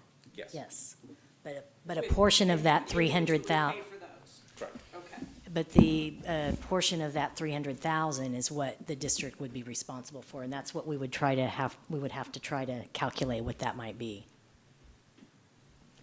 Yes. Well, I don't know. I trust your judgment, but I'm curious as to the number because it would solve a whole bunch of problems. Not into the lunch shaming, don't want lunch shaming. I wonder if we need to improve the family and community liaisons in their training on the free and reduced lunch in CalFresh. Having sued many a debt collection company, I think we need really clear quality control. For example, I cannot tell you how many times when that debt collection company calls that family, they do not tell them that they have 45 days to settle this debt before it appears on their credit record. Less than half the time do they actually say that out loud. So we're gonna wanna do some samples and to really monitor and make sure that they're following the law and not just scaring people to scare them. Do you want to give the background of the company you hired? Yeah. I do have some information on the debt collection agency in our next item I can share. Okay, well, these all got mushed together, sorry. The other thing I'm wondering is, what do we do now when kids don't bring back their Chromebook, or they treat them poorly, or they lose their cord, like one Elena Mulgard? For instructional materials and equipment, they are charged for that, so. Yes, I had to write a $16 check. That's how Correct. much cord is, just in case anyone wonders.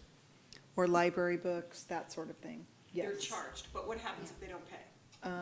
Then it continues over, they are not allowed to participate in promotion and graduation ceremonies. Okay, so this year, we had 100% compliance with that threat. But what about the kids who aren't graduating? Their debt is just continuing to go up, and that's what That we're is worried correct. about. So we had Okay. 100. That is correct. Yeah. Specifically at the high school, we had 100% of the seniors pay off their debt before. That's awesome. But if you've been charging for 4 years, you can't come up with that much. Of course, I see the problem.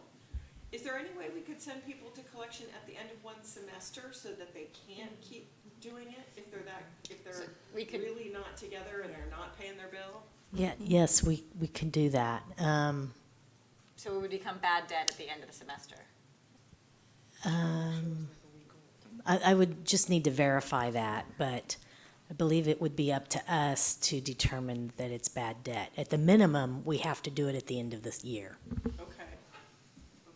So I guess I would be more in favor of something that, no shaming, just gives the kid the regular lunch, but does it twice a year. And really warns them up front, and we make sure that our family and community liaisons are super well trained, especially this debt collection part, that they know how to explain what's gonna happen if you don't pay. Not that they have to become debt collectors themselves. Megan? I share Trustee Fernandez's concern, and I'm not supportive of the basic lunch process. So when we get to the point of approving the policy, I would like to make that policy change. It sounds like that's where the discussion would be, since this is not something we're doing. Since we're just talking a lot about school lunch, I assume, Jim, you're aware of the new law about Medi-Cal recipients being direct certified? That's correct. So that's gonna be So really we're hoping that important. will, Yeah. so Megan, we're hoping that will decrease the number of applications that will need to be Yeah. filled out and that will actually go out. So our food service account tech just went to a training about a month and a half ago, 2-day class, workshop on that new process and all that sort of stuff. So we working with the county to make sure that happens. Right. I mean, I bring that up because if every child in Medi-Cal is now direct certified, that's gonna be undoubtedly a positive thing, and it will also, if that ties to the community eligibility provision, which I'm not sure if it will, but maybe it will, that could make, Anne, what you're talking about, an easier process. Because right now, my understanding is the community eligibility provision, you have to have 40% of your kids direct certified, but the only way to be direct certified right now is about CalFresh and foster youth. If you add Correct. Medi-Cal into that mix, it really is gonna bump that up Correct. quite a bit. So the reason I'm bringing it out, this is sort of in the weeds, but there's a lot of change going on that could benefit the district, benefit parents, have fewer people that could potentially could reduce the number of people that are racking up debt, particularly if they actually were eligible and just didn't get it together to turn in an application. So that's again why I'm not interested yet in doing the modified lunch, because I think we could see some real improvement with both the changes that are happening in terms of how you are able to direct certify and the debt collection, which I think will make a difference in how people behave. So I'd just rather see that, because again, it's really, the debt collection is focused on the parents pretty exclusively. The name of that program is the CEP. My concern about that would be our supplemental concentration grant. And if we are only doing the direct cert and the Medi-Cal, then if there's anyone else that would be eligible, and we're not going out there for the applications of what that could potentially do to our percentage. I think it'll undoubtedly be positive. I bet 70% of your kids right now are Medi-Cal enrolled. I guess. Really? Oh, I That think would be a so. 3 point For Ukiah something Unified? percent decrease. The income limits for Medi-Cal are super high, you know that. Right, but So- that doesn't include the others who are I mean, we qualified. just drove through Yeah, 5 they're- counties, and it was And the interesting. direct They all certs post on the highway count how many into our it was, like count. 50, 52. Right. So I was. So I don't think that would affect us. I know, we have no idea. I know why, it's because it's about the Affordable Care Act, but. Yeah, okay, Leave that anyway, sorry. Okay, let's go on. So, do we want to go on to the contract at this point? Sure. If we've talked about Yeah. it, so it seems like this is appropriate. Okay. Do we have direction on the first reading of the board policy and the administrative regulation? I thought it's I first do. reading, so do we have to? We just need input because we're going to bring it back for a second reading. I would like to make a motion. Well, it's not, When it's not a motion. We're not accepting, we're just first reading. Well, if we want to make a change to it. Yeah. we're taking- D5 and D6 are information. I thought we'd been giving information. Right, but I'd love to hear consensus from the board about Okay. what we should include or change in the board policy in AR. I've heard a couple of board members express their opinions, but I'd like to make sure there's consensus before we bring the change back. Absolutely, I don't know if there is. yeah. So, I'd like to make a motion that we amend the proposed policy to include the statement that students will not be offered a modified meal, and that the superintendent or designee has the ability to, there's already language in there about the superintendent or designee has the ability to work out a repayment plan. I'd like to add, or hardship waiver for a student. I don't believe we can waive something that would be a gift of public funds. A Well, waiver. right now, if they never pay, what happens? Then the accounting procedure would be bad debt. Meaning the school district has to pay for it. We can't just. I guess what I'm looking for, and maybe I have to let this one go, but it's somewhat important to me. You can have a situation where there's serious family dysfunction going on, where, the breadwinner has left the home, and you have a single mother who's now eligible for free and reduced lunch, but she wasn't at the time, that you Right. have sort of family tragedy going on, where this debt is just is really difficult. Something that our superintendent or you would be terribly sympathetic to. And I was looking for a valve for that. So Megan, we have a mechanism. If school site administrators are allowed to sign off on applications, free and reduced applications, if they know there's a situation that's something like you're describing. Oh. Okay, so But we do have. can't backdate it, is what you were saying. But we can't backdate it, that's the problem. So, a child may go unnoticed for 3 months or something like that, and then it's, well, why are you not eating? In certain cases, we've removed some of that debt, okay? For special hardship things, we've paid for it ourselves, or we've Okay, there's some other little fund or something that can. But we're not allowed, okay, to do that on a big scale. Not And so like it's a matter legally. of, no, not legally. So it's a matter of making sure that we have the mechanisms in place for site administrators to identify those kids, to sign off, so we have a paper trail. So when we're under administrative review and they're looking, saying, well, why were benefits given to this, this family? They don't have an application, they're not directly certified somehow. We can go back and say, well, you know, we've tried 3 different times to contact this family, they were unresponsive. We have firsthand knowledge that the one parent who's a single mom works at Big Lots and she can't be making this much money and she's got 5 kids, and we can write all that down and then document it and then give benefits to those kids, and we do that. Okay. Then I guess that, just that one change about, I know I kind of heard that, that one change about, I'd like to propose that there's no modified meals Okay. given to children, and I guess, I don't know if it needs to be in the policy, but I don't totally understand why we can't charge breakfast. That one's not. That was just a recommendation from other schools and districts, and that's what they do. And I think it was the concern that they were only allowing, some school districts were only allowing $5 and $20 charging. So if you're allowing breakfast and lunch, then all of a sudden, you know, that's only a few days worth of meals. Are you comfortable with the breakfast charge? I'm comfortable with the breakfast charge. Honestly, it's for operationally, it'll be easier for my staff, okay? You know, we were just trying to figure out the best and trying to limit the amount of debt being run up Right. by families. Then do we need to put that in the policy, the breakfast charge? And it's, We can put it in we'll amend here. it. So we Okay. just wrote this, Our this was, procedure. yeah, these were. But, okay, so then I'll leave that silent, because it sounds like you're even okay with the breakfast charge. But I'm not sure if the rest of the board is on board with the modified that's- meal, so that's why I'm that's doing your- yeah, that's why I'm doing a motion I for am that. certain on board. I'm not going to second the motion because we can't have a motion, but if the chair is looking for consensus, I would consent to that, Consent to to the no no modified meal. modified meal. I would consent to that as well. And I would consent to allowing kids to have breakfast if they're hungry. Are we not allowed to make a motion on this? Because You're not. No? It's just a first reading, Megan, and you'll make a motion at the next meeting. Okay. So it's best to get consensus from the How about you, board. Gail? So you can, Put it in. so you don't have to bring it back a third this time. Okay. It'll just be, Wow, I feel like the old liberals here are on one side and the young liberals are on the other. I guess I just have to, you know, some of us have learned over 2,200 peace marches. I'm empathetic with the kids who don't have lunch, but I'm not, it's hard for me to support not doing everything we can to make parents responsible, because I think that's a great part of our problem, is that we have a lot of parents who are not responsible. But I'm willing to try. I also don't want our liaisons spending 25% of their time making phone calls, because they have other more important things to do. I think if you try all the approaches you've tried, and this may sound terrible, but I guess from experience too, I can't tell you how many kids I saw come to school who were getting free lunch with 2 bags of Fritos, which cost $2.89 each.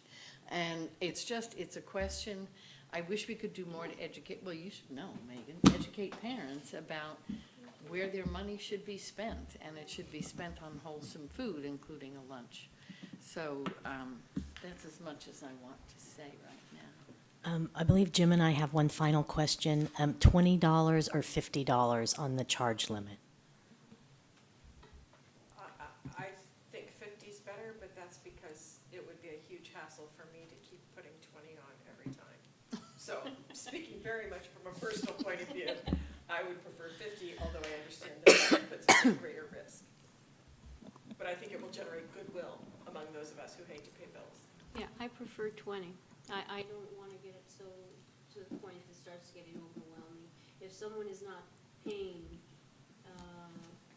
for I don't know what reasons, hitting 20 is just a lot easier than all of a sudden, 50 and so on. I have a clarifying question. Okay. Jim, on the charging, when a student's balance goes negative, whether it's $5 or $50, is there a notification that goes home? Or do you wait until 50? No. Notifications start immediately. Yeah, I owed 50 cents, and I got a phone call. Good. And until you pay, Zoe, you'll get one every week, so. I used the online, and I put in my $50.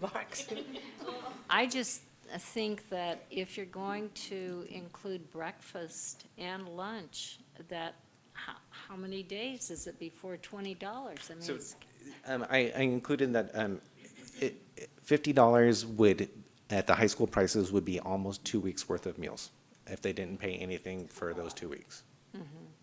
$50 at high school. I guess I'm kind of with Carolyn's point, though. It's sort of irrelevant, because, I mean, I guess the limit would trigger the, if Zoe, Ann, and I are the only three who are opposed to the modified meal, the only relevance of the $20 or $50 is about when it would trigger a modified meal? Yes. That's what we were talking about. That's the only, because you're going to debt collection But no matter what. but if we're not going to do the modified meal, then Then it's kind of irrelevant. it's irrelevant.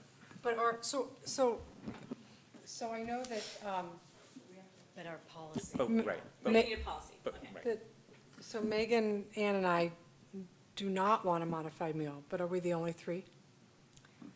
I am with Gail. I have really mixed feelings about this. I mean, I was the principal when we had kids getting peanut butter and crackers, and, you know, it was a way that the parents did respond to. And I know I feel really awful about making kids, you know, stand out for something that their parents do. But on the other hand, I don't like the huge debts that we've occurred in the district. And so I don't know, I really have mixed feelings. I, District Advisory Board make any recommendations? No. Because I'm thinking a big group of parents might have more ideas than we do. Can I make a suggestion? Could we try the no modified meal? Because we're trying debt collection, that's a new strategy. And if it's not making a difference, revisit it? I think kindergartners should be exempt because they run their cards no matter what the heck you tell them for the first 3 weeks, because if that's what their parents do and they think it's cool. You can tell them 20 times and they run the card even though they're not supposed to. I think the debt collection's gonna work. Well, yes, it is, because. With the graduation thing too, at least you get 2 years worth there. So are you going to talk, should we go on to talk about the debt collection now? Because I want to hear more about that. I was like, what's going on? It sounds like, let me just make sure we get this right, because we're going to bring the policy back. It sounds like the limit is going to be $50. And I think we're split on the modified meal. We have some undecided. So we'll Undecided. figure out what to bring back, and the board can take a vote on it at the next meeting. I- About which way it'll be written in. 20. I would go along with the trying not to modify the meal for the first half of the year and see where it goes. But then we won't have sent people to debt collection yet, is the only problem with that. We won't what? We Wow. won't have done the debt collection? So let's say I'm a flake. I don't pay in October, November, December, so I'm sent to debt collection. What happens in January? Do I start over at zero? And so part of the debt is with the debt collection place, but I'm at zero with you? You do it twice a year? I believe so. Okay. That would be the contract. Yeah, yeah. So, I'm really confused. Are we saying that we would do the debt collection in January? We haven't even talked about the debt collection. I mean, would we start that in January? Could we do it twice a year? I think we should, Yeah. if we can, we Yeah. absolutely should. Because Yeah. if you're charging all year long, It's too much. you could rack up a lot of debt. And if you're trying to get the parents' attention, getting it halfway through the year is a good idea. Correct. We just have to be careful that somebody didn't charge on like December 9th, and then school got out on the 20th, and we sent them to debt collection after a week, right? We'd have to have some safeguard in there to make sure that, right, Your it 50 wasn't my cents 50 cents, I'm not gonna be sent to collections because, have $50. You better add $50. Right. are you only gonna send people to debt once they hit $50, or are you gonna send them if they owe anything? I think that's the next discussion. No. But they're all It interrelated. would be probably the $5. And then they'll get because we've tried, that would have been after repeated attempts to collect.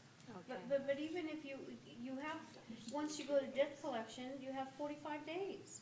So if you do it the 9th, you can still get out of it, you just pay. But as soon as you're sent to collections, there's a fee, right? So your Yeah. 50% would 30%. have multiplied Thir- considerably. They charge 30%.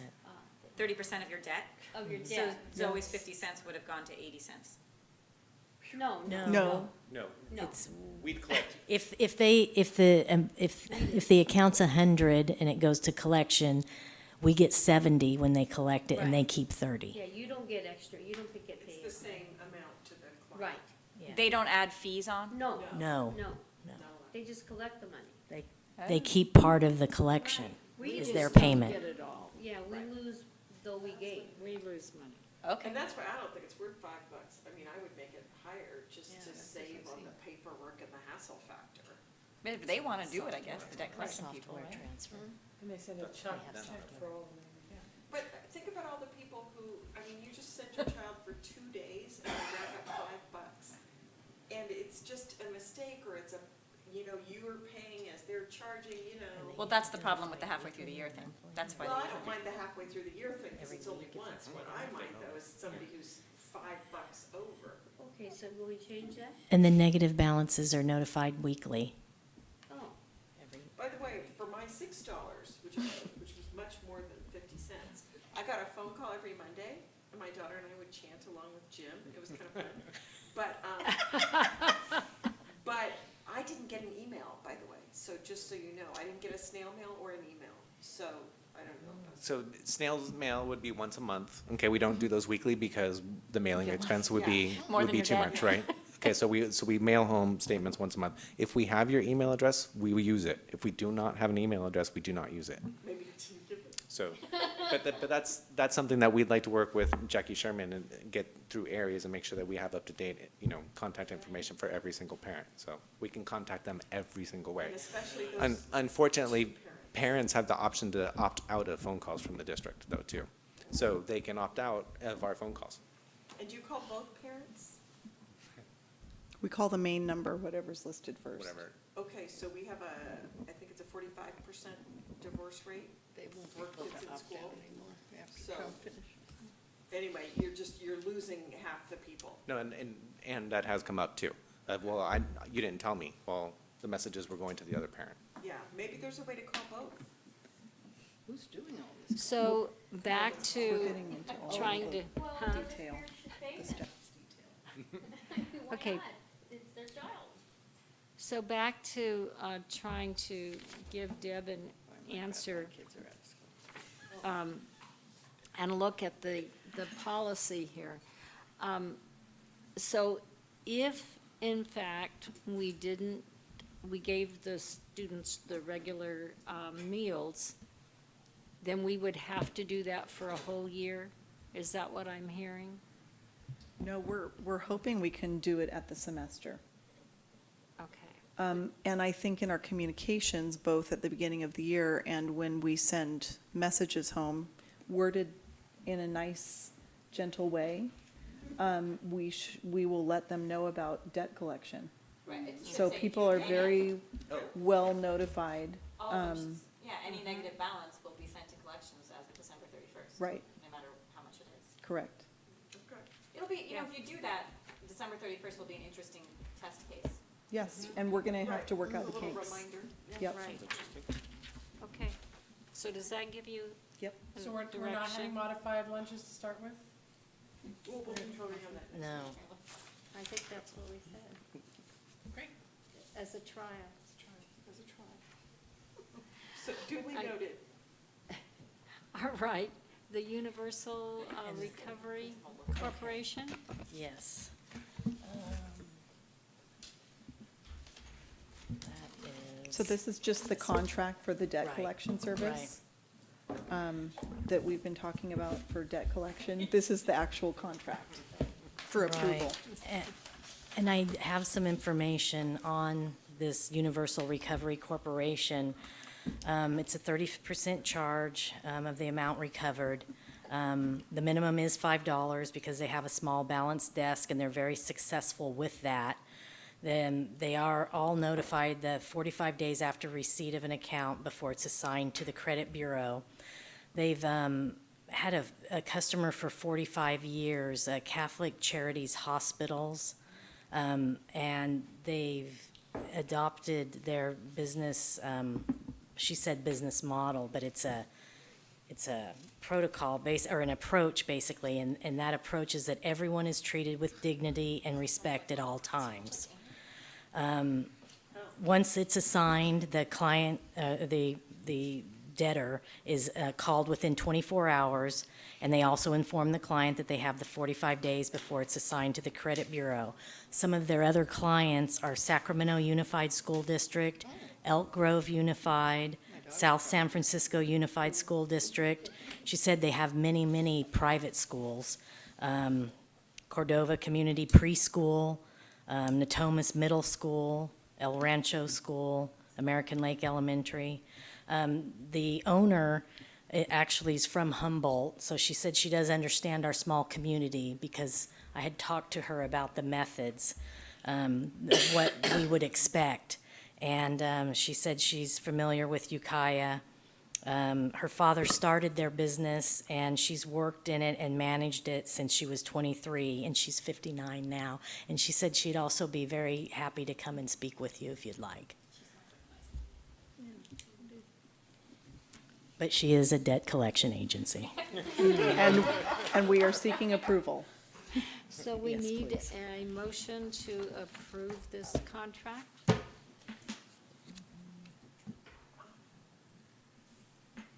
I so move. Do we have a second? I'll second it for the sake of moving forward and asking questions. All right, do you have questions? Well, I'm just trying to, I read the other stuff, but I have to admit that I hadn't read this yet. And so I'm trying to understand, for example, in paragraph 2, it says, URC, the debt collection company will retain their mailing fee of $6 when the first money is collected. So if that's true, should we really give them a $5 charge? And then on number 4, I'm not understanding, client will be responsible for costs incurred by URC plus a collection fee in an amount of $100 per check. Is that if the check bounces? I would have to clarify that with Janine. Are we the client? We're the client. Yes. So what that's saying then is that once they come, once we give it away, we're not allowed to accept payment. Correct. Okay. Well, that's a good point about the $6 mailing fee. Yeah, I don't know what that is. The point of the debt collector is not for them to collect debt for us, because we're not Correct. gonna get that much money from them. The point of the debt collector is to get the parents to pay us Correct. before they get sent to the debt collector. So, right, I mean, I don't, It's we a should assume deterrent. that most of the money that goes to debt collection, we're not gonna get much of it back. I think it would, I think that we will get some of it, Some of it, but we will have less of it to give them is the hope. Right. Yeah, Our the primary deterrent purpose is to piece. have less to Right, left over. yes. Yeah, the threat will work. Do they give you any estimates from like Sacramento Unified School District of what Estimate. their How much they've- recovery rate is? No. She just said that the small balance desk is very successful. And what's small for her? She said because I asked her, I said, is it a $50 minimum for you to accept? She said, oh, no, absolutely not. We accept down to $5. Yeah, but how high does it go is the question. I guess I don't like $5. I think it's gonna cause, Mr. Stewart's staff way more hassle than it's worth, so I'd much rather see 25 or 20 or something like that. Yeah, and that would be up to us of the accounts that we give them. We get to. Okay, so that's not part of this. Right, right. So I should be Agreement. Right. quiet and just leave it at my second and wait for the call for the question. Okay. I just want to make I don't know, I don't have real data on this, but I'm just curious about having to pay by check because there's a large percentage of our population, and they tend to be Hispanic, who do not have checking accounts. They deal in cash. And I'm just curious how they would pay. I would expect a money order would Money work. order. Can you, Yeah. they'd be able to, okay. Typically, convenience stores offer money orders for a very small fee. What about a debit card? Doesn't They seem may be be able to any- take a phone payment. I hadn't ran through it, though. People do money orders all the time still. And Yeah. they probably I accept know, up but phone they do it. payments, Post too. offices everywhere. Right, so they should just pay us, and then they will not have to be Yeah. inconvenienced through this process. Yeah.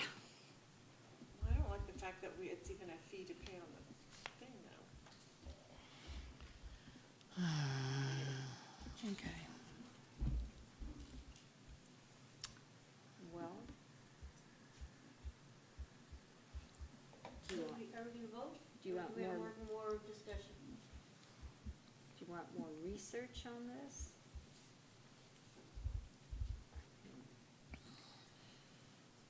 I'm okay with it, and I don't like debt collectors. And I'm still, I'm willing to see what happens.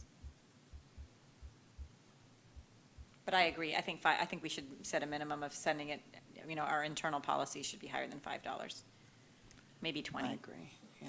Okay, we can review it as we look at the outstanding, absolutely. Okay. Can we take a vote? All in favor of hiring Universal Recovery Corporation for debt collection services? Aye. Aye. Aye. No. Aye. Thank you Thank so you. much. And Jim, thank you to you and your staff for everything Thank that you you. guys do to help us Yes. collect this. It's not comfortable, I know, and you and all the school site staff do a lot to try and help collect the $50,000+ that we're owed. And I'd also like to say the online payment is really nice. Great, thank you. I think it's gonna work. Great, thank you. I know it charges you a fee. Thank you for coming, Jim. Could we investigate how to remove that fee from the online payment? Can we, Can we investigate how to remove the fee from the online payment? That is from the company that provides the service. So That's not much we can do. It's 4%, okay? It's very minimal. And I know, it just bugged me so much that I didn't wanna do it, and so then I kept stalling, so then I just. To get robocall. It's You that, got it's that another whole robocall. convenience, man. Now you don't have to run into our office. right, And you get an email when you drop below a certain threshold that you get to set. See? yes. That's nice. All right, moving right along. Nicole, So I won't read the whole MOU and tentative agreement to you that we have with UTA, but in summary, this TA finalizes negotiations for 17-18, and it finalizes negotiations on compensation for 18-19 as well. And this would close negotiations for 17-18. So when we sunshine in the fall, it would be for the 18-19 school year for I move language approval only. With gratitude to all those who assisted in this negotiation. do we have a second? Second. Okay, all in favor of ratifying this tentative bargaining agreement? Aye. Thank you. Okay. Right, so the resolution to eliminate classified positions? Yes, so we have 5 classified positions that are listed here for, to be eliminated. There are, the positions that are being eliminated are being eliminated because we have combination classes that we've put paraprofessionals in, and we hope to have fewer combination classes. We also have one TK, or it's a kindergarten paraprofessional that we're eliminating. So these are up for elimination because at this moment in time, it does not look like we would need these positions. All right. We have a motion to approve? Or do you have a question? What's an intermediate? Oh, the para intervener. Oh, I'm sorry. A para intervener is basically a level above a para SD, and so they're working with severely disabled students, and they may have some sort of specialized needs. So a student who might need somebody who does sign language. And so that position is being eliminated because a student is no longer in the program. So we're not going to need a para intervener, and we're going to backfill that position with a para SD.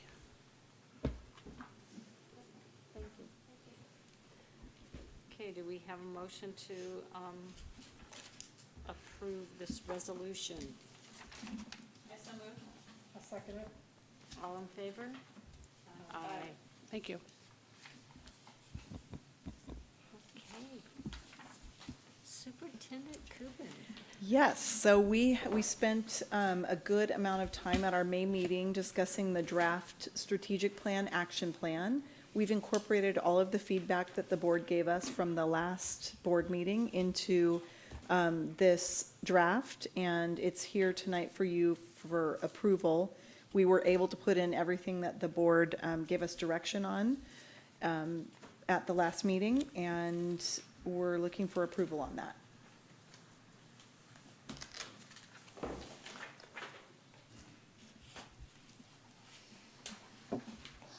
And I won't say too much because at our last meeting, we spent a good amount of time talking about it.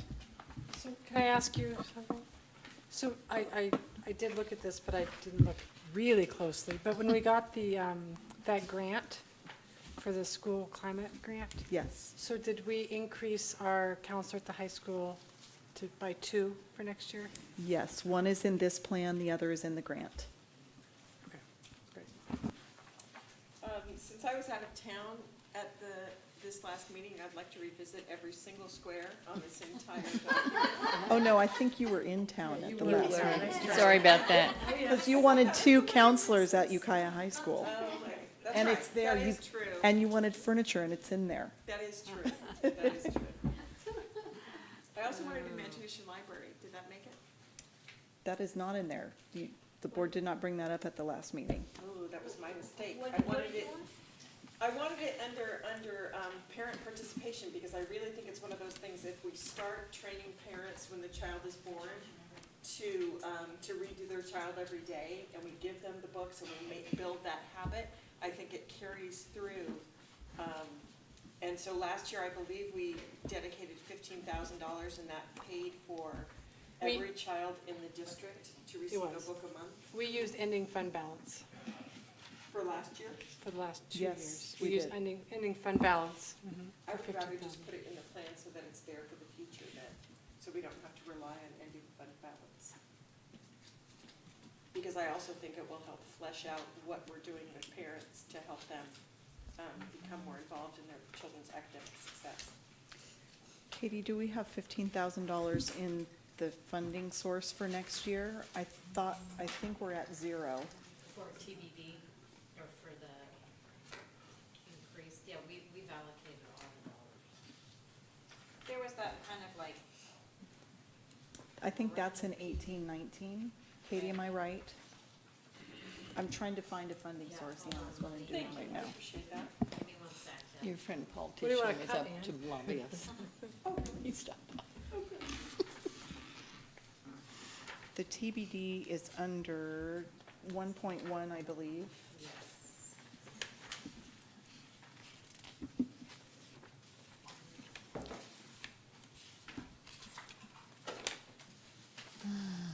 Let us find It's on it. page 9. So we have, what does that say? We have 5,000 there. Well, why don't we just put it in the plan and then address it on Thursday?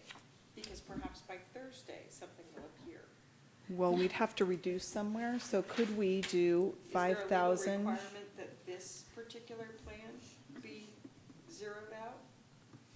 Well, we have $5,000 left.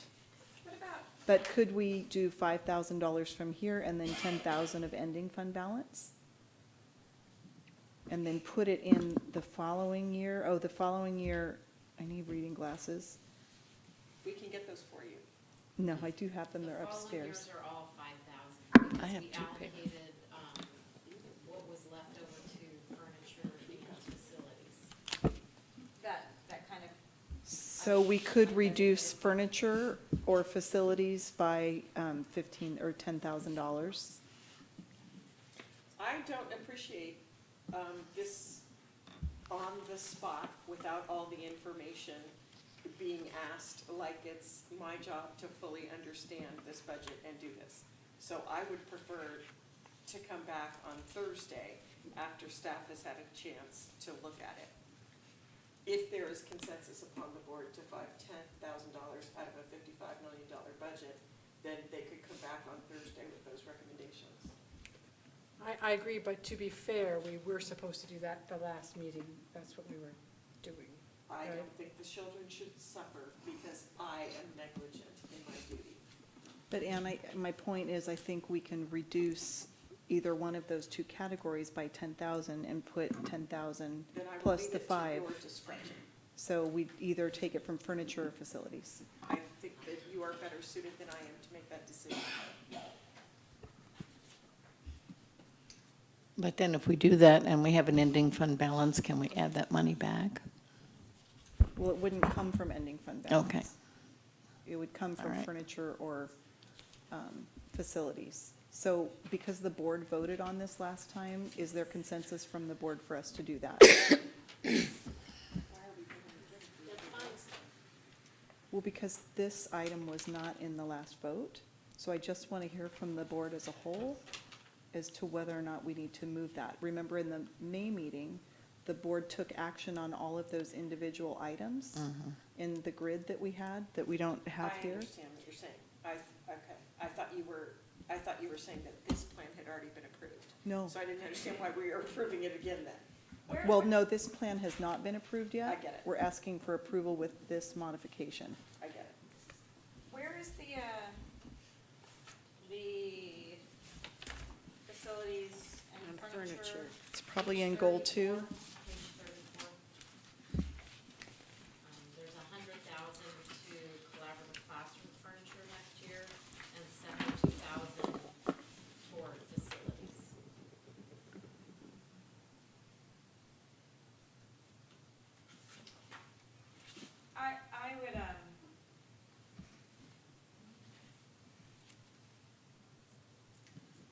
I would, I would recommend it comes from facilities. I think, not that I think facilities are important, but I was struck by our artistic fellow in encouraging us to be very, very thoughtful about what we're doing with our money.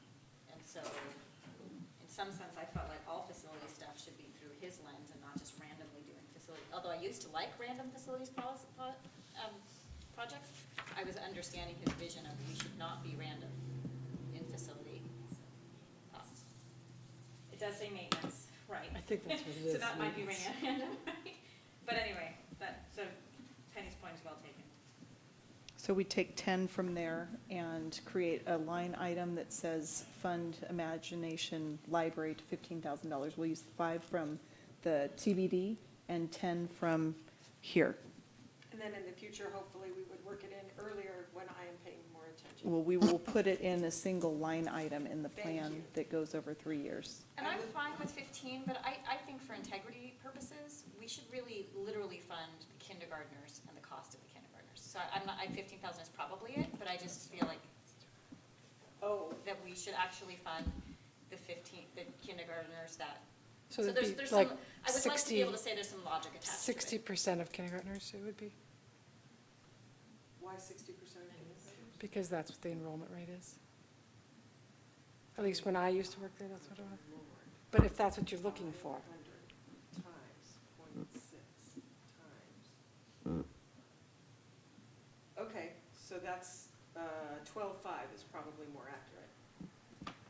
I'm not necessarily attached to the dollar amount, I just felt like the way it was written needed to be clear that we are supporting 4- and 5-year-olds in our district with home libraries as part of parent engagement. Okay, so I think home libraries start at birth so that you have the entire series. But isn't that what we're funding? I mean, the letter that we get from First Five talks about that we're funding kids who are within our district. Boundaries. Right. So is it 12.5 or is it 15,000? Why don't we set aside 15,000 and then whatever, whatever documentation we need, So up to 15,000. up to. Up to. So I move the strategic plan, action plan, draft revision number 4 with the changes to include Imagination Library as delineated previously by the superintendent. We have a second to that motion? Second. All in favor? Aye. Aye. Thank you very much. Thank you. And a companion document, but not loved as much as the format of the strategic plan that we cut and paste into the state-required template for the local control accountability plan is we are here to present to you. Just remember that we cut and pasted from our current strategic plan, action plan into the LCAP. And every time we do that, I am reminded as to why we continue to have 2 documents.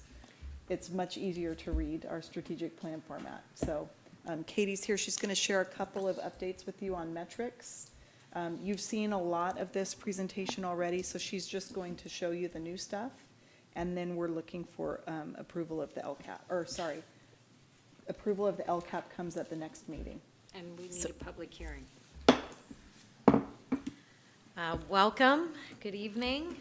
So many of you, you've seen most of these slides, and we sent you the pages or the slide numbers for slides that were new or had new data on them. So I'm going to skip to those slides, and those 3 things are DIBELS data, parent engagement, and we do have some new discipline data.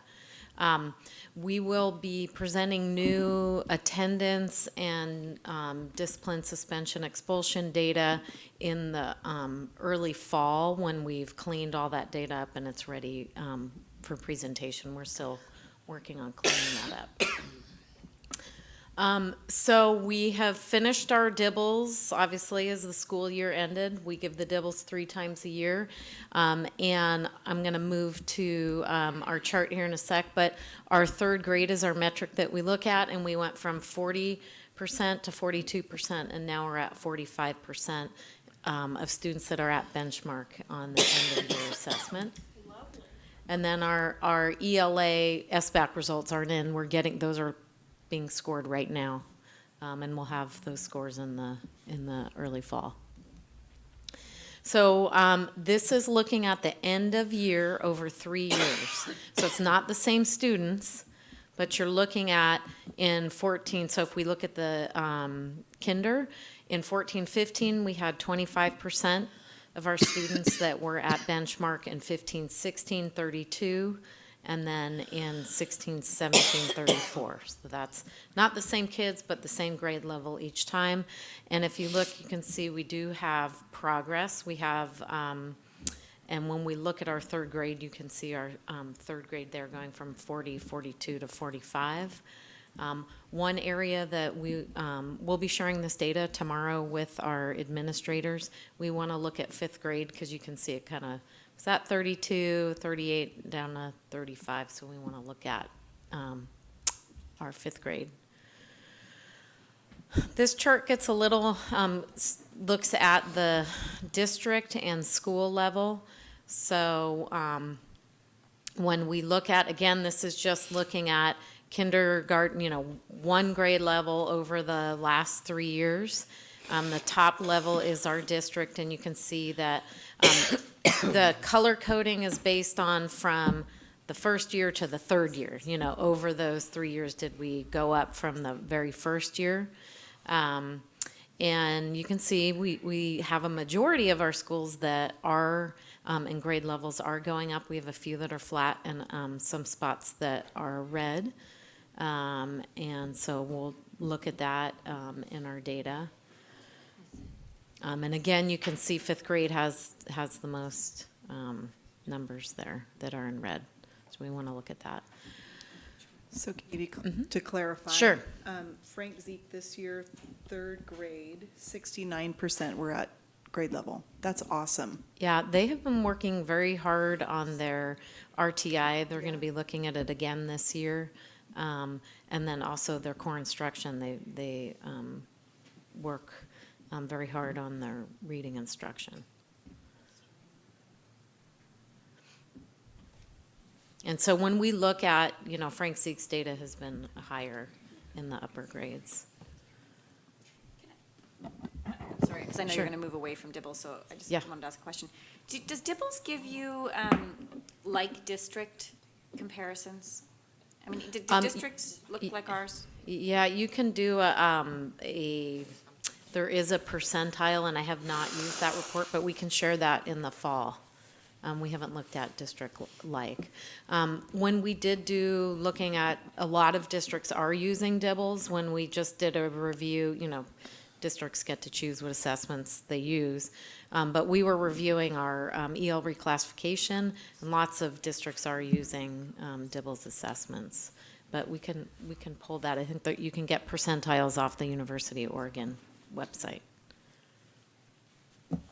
But we haven't done a comparison, so we could do that next time and look out. I was just curious if districts with similar demographics to ours have, is this good or is this not so good compared to districts? We've had a lot of good growth. We obviously, having 35% of our fifth graders right now at benchmark is not good, but we've had growth from over 3 years.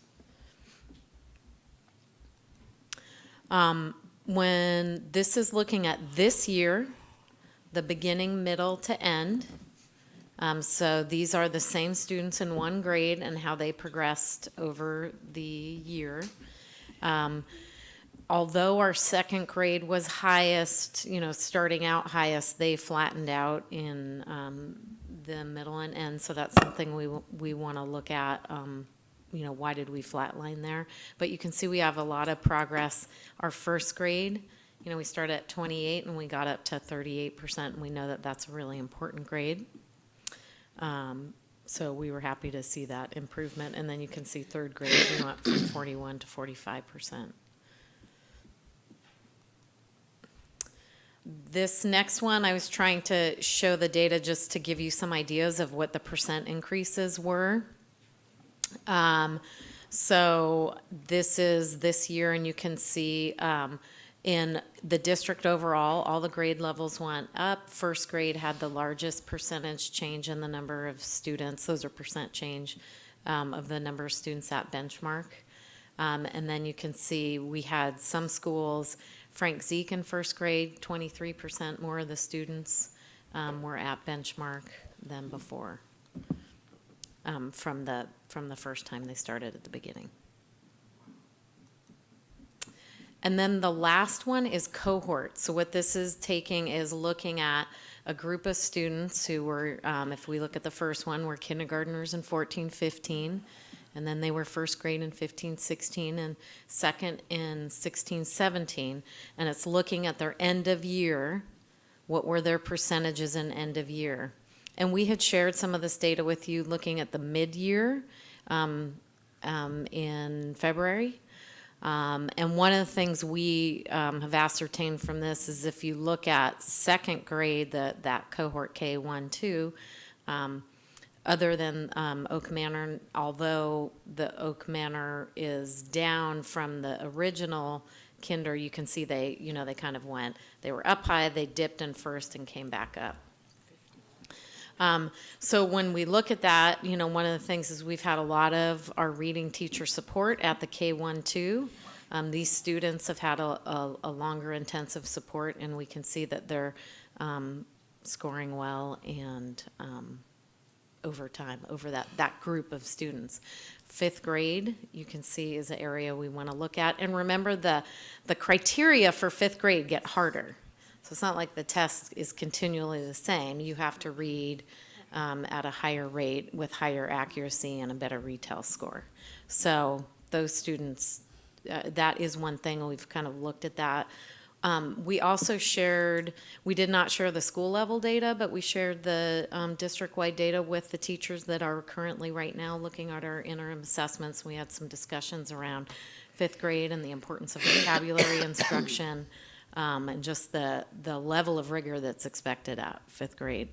So, and we'll look at this with our leadership tomorrow as well. But not what we wanted to see. We had some increases the prior year.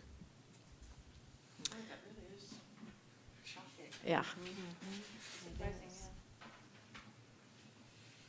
And the Calpella to Eagle Peak, that's also a transition there, not the same school. I'm going to click through these because you've already seen these slides. And we reviewed our EL data last time we met. And our A through G, which looked really good, and our graduation rate. So we're very happy about our grad rate numbers. Yeah, they're good. So attendance, we will report to you specific overall attendance in the fall. This you looked at last time. It just kind of shows we're a little flat. We have a couple periods where we had a dip. One of them we know is due to the floods in 15-16. But this is our chronic absenteeism. So this is taken from our, this is a new slide. This is taken from our ARIES analytics. It's showing, we take out South Valley High School, UISA, because they're positive attendance, so it skews it slightly when you have them in there. And we also take out our state not state preschool, but our preschool and our NPS numbers out of there. We just don't, we can filter them out. So if we look at that, we can see that we have had a slight increase in chronic absenteeism. We'll come back in the fall again with a little more accurate data that includes all the schools. The one, it's not a large percentage point, but the one, you can see some groups are flat, some have gone slightly up. Our Native American chronic absentee went down slightly. But we'll come back with some more data broken out by grade level and subgroup. But this was following what the trend that we were seeing, that our attendance was a little down. And then you've seen this data before as well, and the dropout. And then our last, this slide is also new. So this I think was shared to you, but we did want to, we're cleaning up our data right now. You saw at mid-year that we had a higher rate this year of suspensions, and we did want to share with you, you can see that we have higher numbers of drug possession. That doesn't necessarily mean it's suspension, but many times these result in suspensions. And so you can see that over the last 3 years, we have a more than doubling of those numbers. So we just wanted to share that to give you some perspective. We'll come back. It's something we're looking at. We're going to share. This slide hasn't been shared with leadership. Well, it did today. So we'll look at this today and talk about that tomorrow in leadership and what things we can do. And then lastly, we got our parent survey results.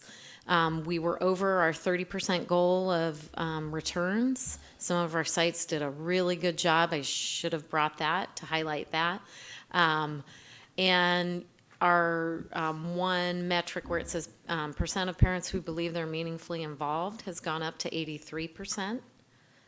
Deb, do you want to? And I'll just add, we just got those results back, so we will share the whole survey results with the board. It looks really good. So on almost every measure, it looks better. And then this is a little bit of a tricky metric. The number of parents, and it's required by the state, the number of parents who attended strategic plan LCAP input. And last year, we were excited to have our 89.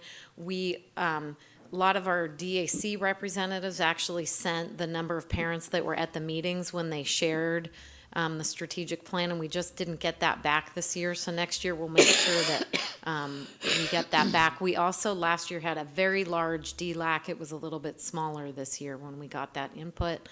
So we'll continue to work on increasing our parent numbers and also representing that for the number that are Do you have to turn that number input. into the state, Kate? No, we have to report it through our annual update. And then in To the, the state?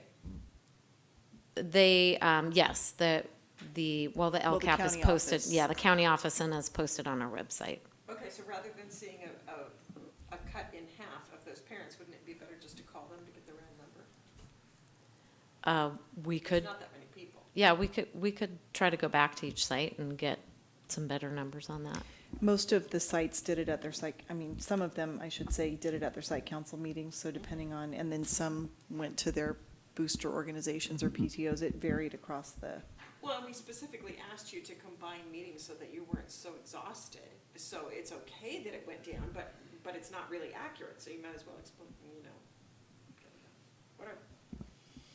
Yes, we will do, we can try to get some better numbers. But your question about reporting, we will be on the California School Dashboard, which is the new accountability system. We showed you that, I think, in April. That we will be reporting on the metrics that were required by the state for standards implementation and parent engagement. So those we rank where we feel that we fall. So in August or September, we will come back to you and say, this is where it's met, nearly met, nearly met, or not met. And we get to decide whether we have met that based on what we've looked at. In the LCAP, there is a portion in the annual update, and it is attached, where we look at our standards implementation, and we did a survey with our leadership based on grade level spans, and you can look at that. The requirement is that you somehow assess where you are with that. It's not measuring actually where you are, but that you're continuing to assess where you are in your implementation and using that to help guide your plans. So we'll come back to you in the August or September meeting for that. And then that gets hand entered on the California dashboard. And that's the data that we have for you today. I just had, not for discussion because it's late, but something just struck me when I was looking at the data, that the percentage of students in grade 11 who qualify as college-ready in English and math on the early assessment program, only, according to this, if I'm reading it correctly, only 4% are ready for college in math and 14% in English. It's just something at some point that shocked me. Yeah, so that went down significantly when the assessment changed. So prior to that, the way a student was marked for college ready was on the California Standards Test. Mm-hmm. And those students had to be in Algebra 2 or higher. And they had to mark a little box, and they had to say, you know, we want to take the EAP, and then they had some extra questions.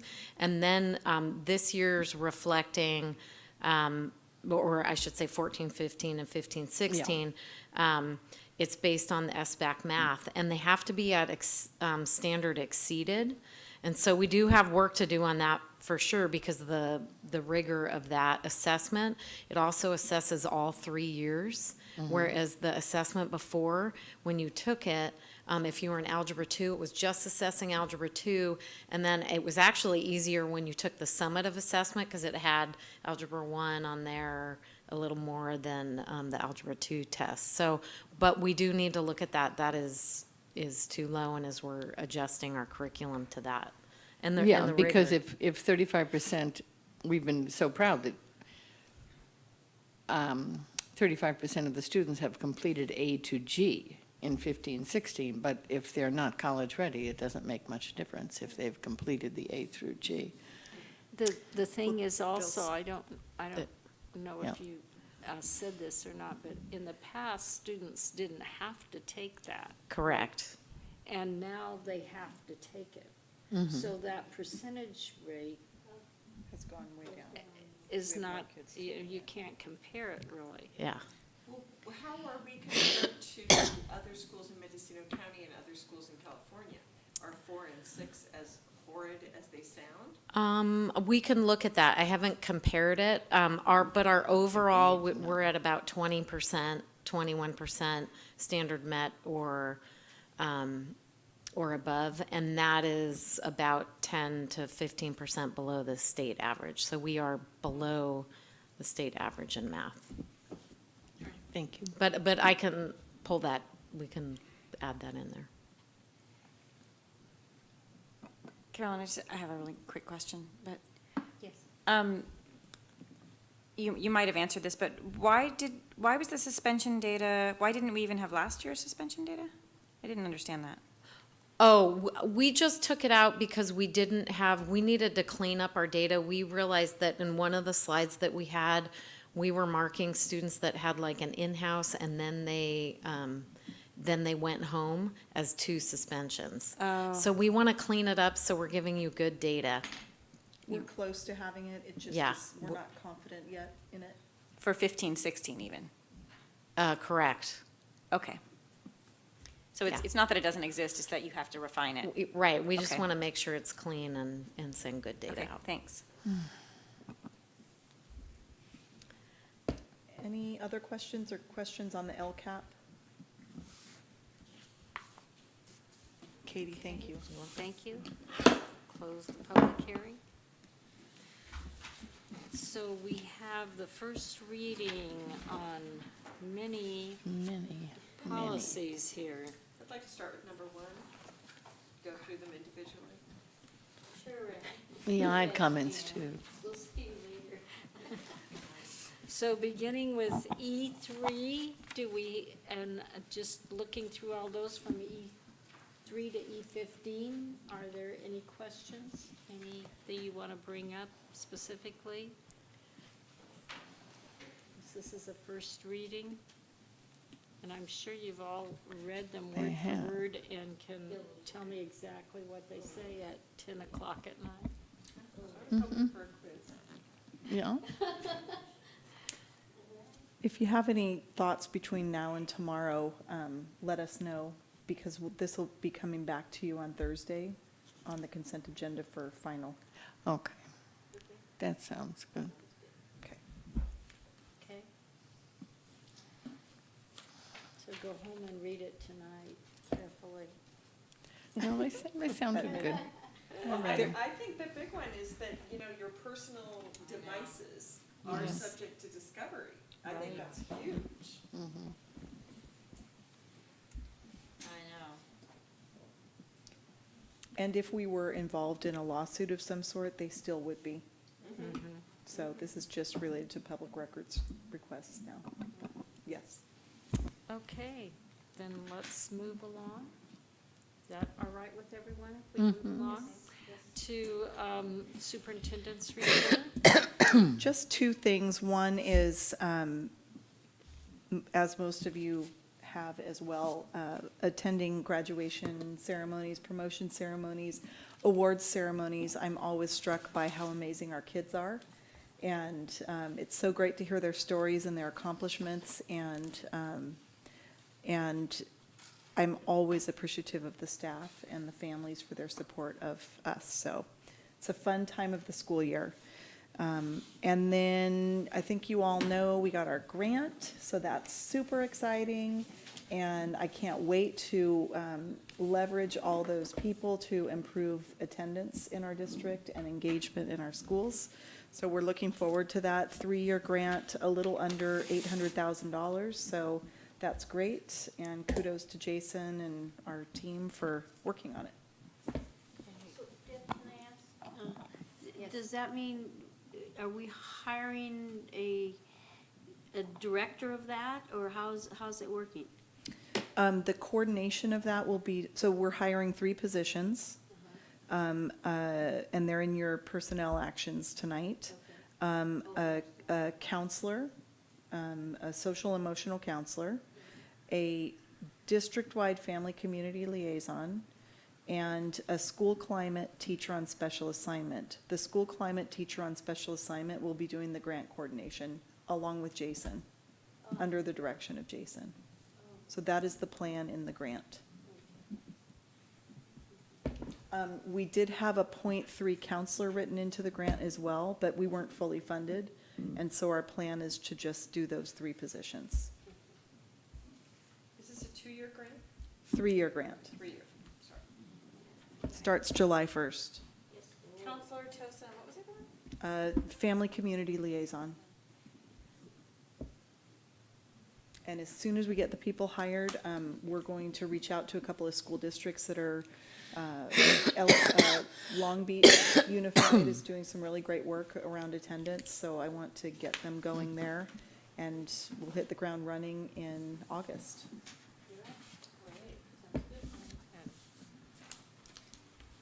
Okay, board members. Megan, do you have your, Oh, sorry. pen up, or any board members have any comments to add to Superintendent Coogan's? Ready to move along? Okay. All right, then under action for G, we have the ratification of the superintendent's employment agreement. And we do have to ratify that in open session. So even though we already took care of it, we have to take care of it again. So, I move for ratification with deep appreciation and congratulations. okay. Do we have a second? Second. All in favor? Aye. And I would like to note that the superintendent has a unanimous approval and satisfactory approval because we couldn't give anything any higher. It's either satisfactory or unsatisfactory, so. But we think that we should have some different words there. That was not. Okay. All right. And then a ratification of the chief business official's employment agreement. We have a motion to approve that. So, go ahead. All second. Montpere moved. All in favor? Aye. Aye. Okay. Penny, we're delighted to have you and extend your contract. We wanted to make it contingent on you buying a house here, but Deb wouldn't let us. Well, that would be good.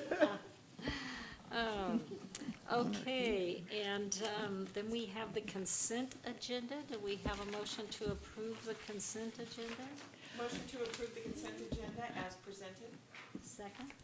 If we had a question about one of the items on the consent agenda, should we just address it to the board? I mean, in a board question? I guess we should have pulled it, if you had a question, we should have pulled it off. It's my fault. No, I just am asking what would be the next best way to do it, to just ask the Why question. don't you second my motion, Okay. pulling the one that you want as a friendly amendment that you want to discuss? Oh, you're going to kill me, but I second the amendment, pulling item H15. I just had a I accept question. that amendment.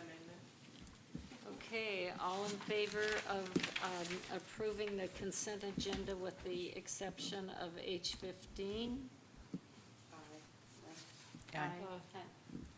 Okay, so now we're going to look at H15, the administrative regulation about before and after school programs. I was just curious. It says in the regulation that that it has to begin an hour and a half before school starts. Does that happen at every school? We don't have a before-school program. We don't have any. Right, but if we Okay. did, It would those are have the to be it. regulations. And it has to go until. 6 in the morning. I know, that's my question, and it has to go until 6 o'clock? Yes. Yeah. But then it also said, I wanted to be sure that, are we following the priority that all students who need remedial work have first preference over any other students applying? Yes, that's one of the criteria that we. Okay, so we do follow that. Okay, I just don't want somebody coming and asking for money back, that's all. All right, thank you. All right, so now can we have a motion to approve H15? Second? Second. All in favor? Aye. Okay, are there any items from the board to be brought up at the future meetings? We're ready for summer. You sure you don't want to study on something by Thursday? No. With footnotes. Okay, then we need a date for the next agenda planning.